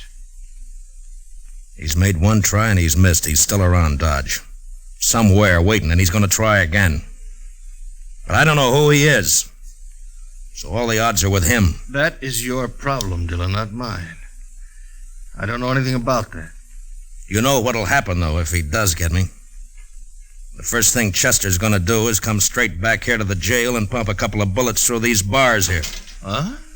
Your boy may kill me, Hale, but you're not going to live to profit by it. Oh, he wouldn't do it. Shoot down a helpless... Oh, neither one of you would do it. Chester and I have been friends for a long time. Why don't you ask him whether he'd do it or not? No question about it, Mr. Dillon. Of course I'd do it. Oh, no, you wouldn't. Well, you hired somebody to shoot Mr. Dillon in the back. I don't see where you got any kick coming. Well, there's your answer, Mr. Hale. That's why I arrested you. Come on, Chester. Let's go look the town over. No, it's tonight that he's going... Who's gonna do what? I don't know, Marshal. I don't know anything about it. Oh, that's too bad. If I knew his name, I'd have a lot better chance, you know. So would you.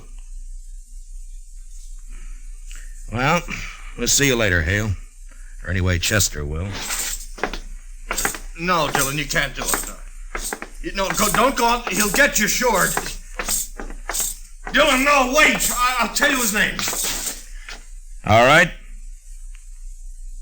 He's a trail driver. He came up from the Pecos last week. I doubt if you know him. His name is Ed Granger. Ed Granger? Yeah, I've seen him around the bars. Dark-haired, surly-looking, scar across his cheek. That's him. Of course, I'll deny all of this in court, you understand? Yeah, sure, I understand. Come on, Chester, let's go get him.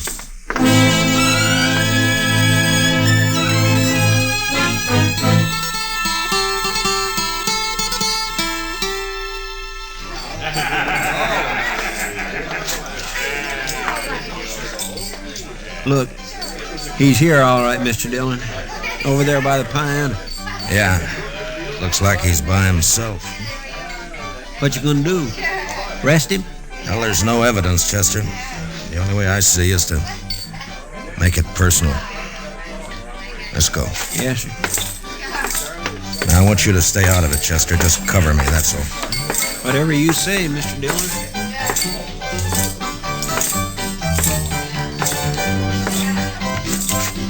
Your name, Ed Granger? Might be. What about it? You know who I am, don't you? Judging by the star, I reckon you're a U.S. Marshal. You ought to do better than that. After all, I'm worth $5,000 to you. Yes, sure. Who says so? Lawson Hale? What? Your memory's getting better, huh? I don't know what you're talking about, Marshal. Sure you do. That deal you made with Hale. He told me all about it after I threw him in jail and persuaded him a little bit. Well, I told you, I don't know anything. You're wearing a gun there, Granger. Why don't you draw it and go for $5,000? Take a chance. This fella you're talking about's in jail. I reckon he wouldn't have anybody working for him now, would he? You tell me. I got no reason to draw on you, Marshal. Not unless my back's turned, huh? I think you're as yellow as Hale is. This won't do you any good. I ain't drawing. You tried to kill me night before last, Granger. Can you prove that? If I could, you'd either be in jail or you'd be dead. Well, since you can't prove it, what's the argument? Just that I don't like the idea of somebody trying to shoot me in the back. If you're any man at all, we'll settle this here and now. Now, leave me alone, Marshal. I haven't done anything.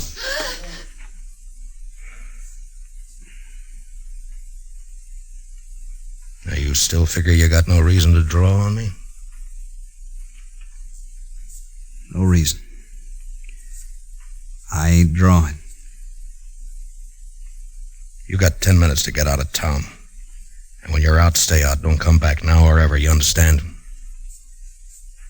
Yes, sir. You can start right now.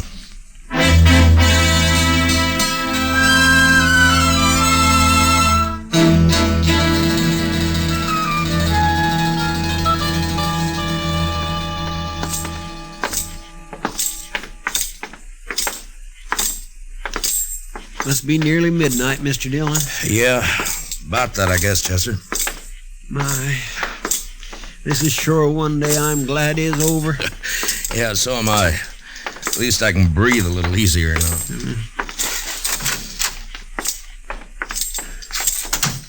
I think I'll get this fire built up a little bit, Mr. Dillon. No, leave it, Chester. Let's go take care of our prisoner first, huh? Hey, we still haven't got any evidence. What are we going to do about him? Same as with Granger. Turn him loose and run him out of town. We should have done it months ago. You got the keys? Yes, sir. Right here,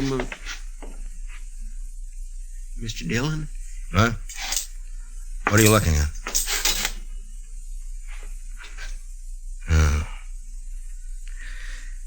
Granger must have stopped by here on his way out of town. He must have got Hale over to the window for a talk and grabbed him and cut his throat right there. Yeah. Figured Hale had sold him out, I guess. Got a bulletin on the wire, Chester. Wanted for murder, Ed Granger. All right, sir, Mr. Dillon. I guess Hale got pretty much what he bargained for. He hired himself a killer in order to kill him. He got it.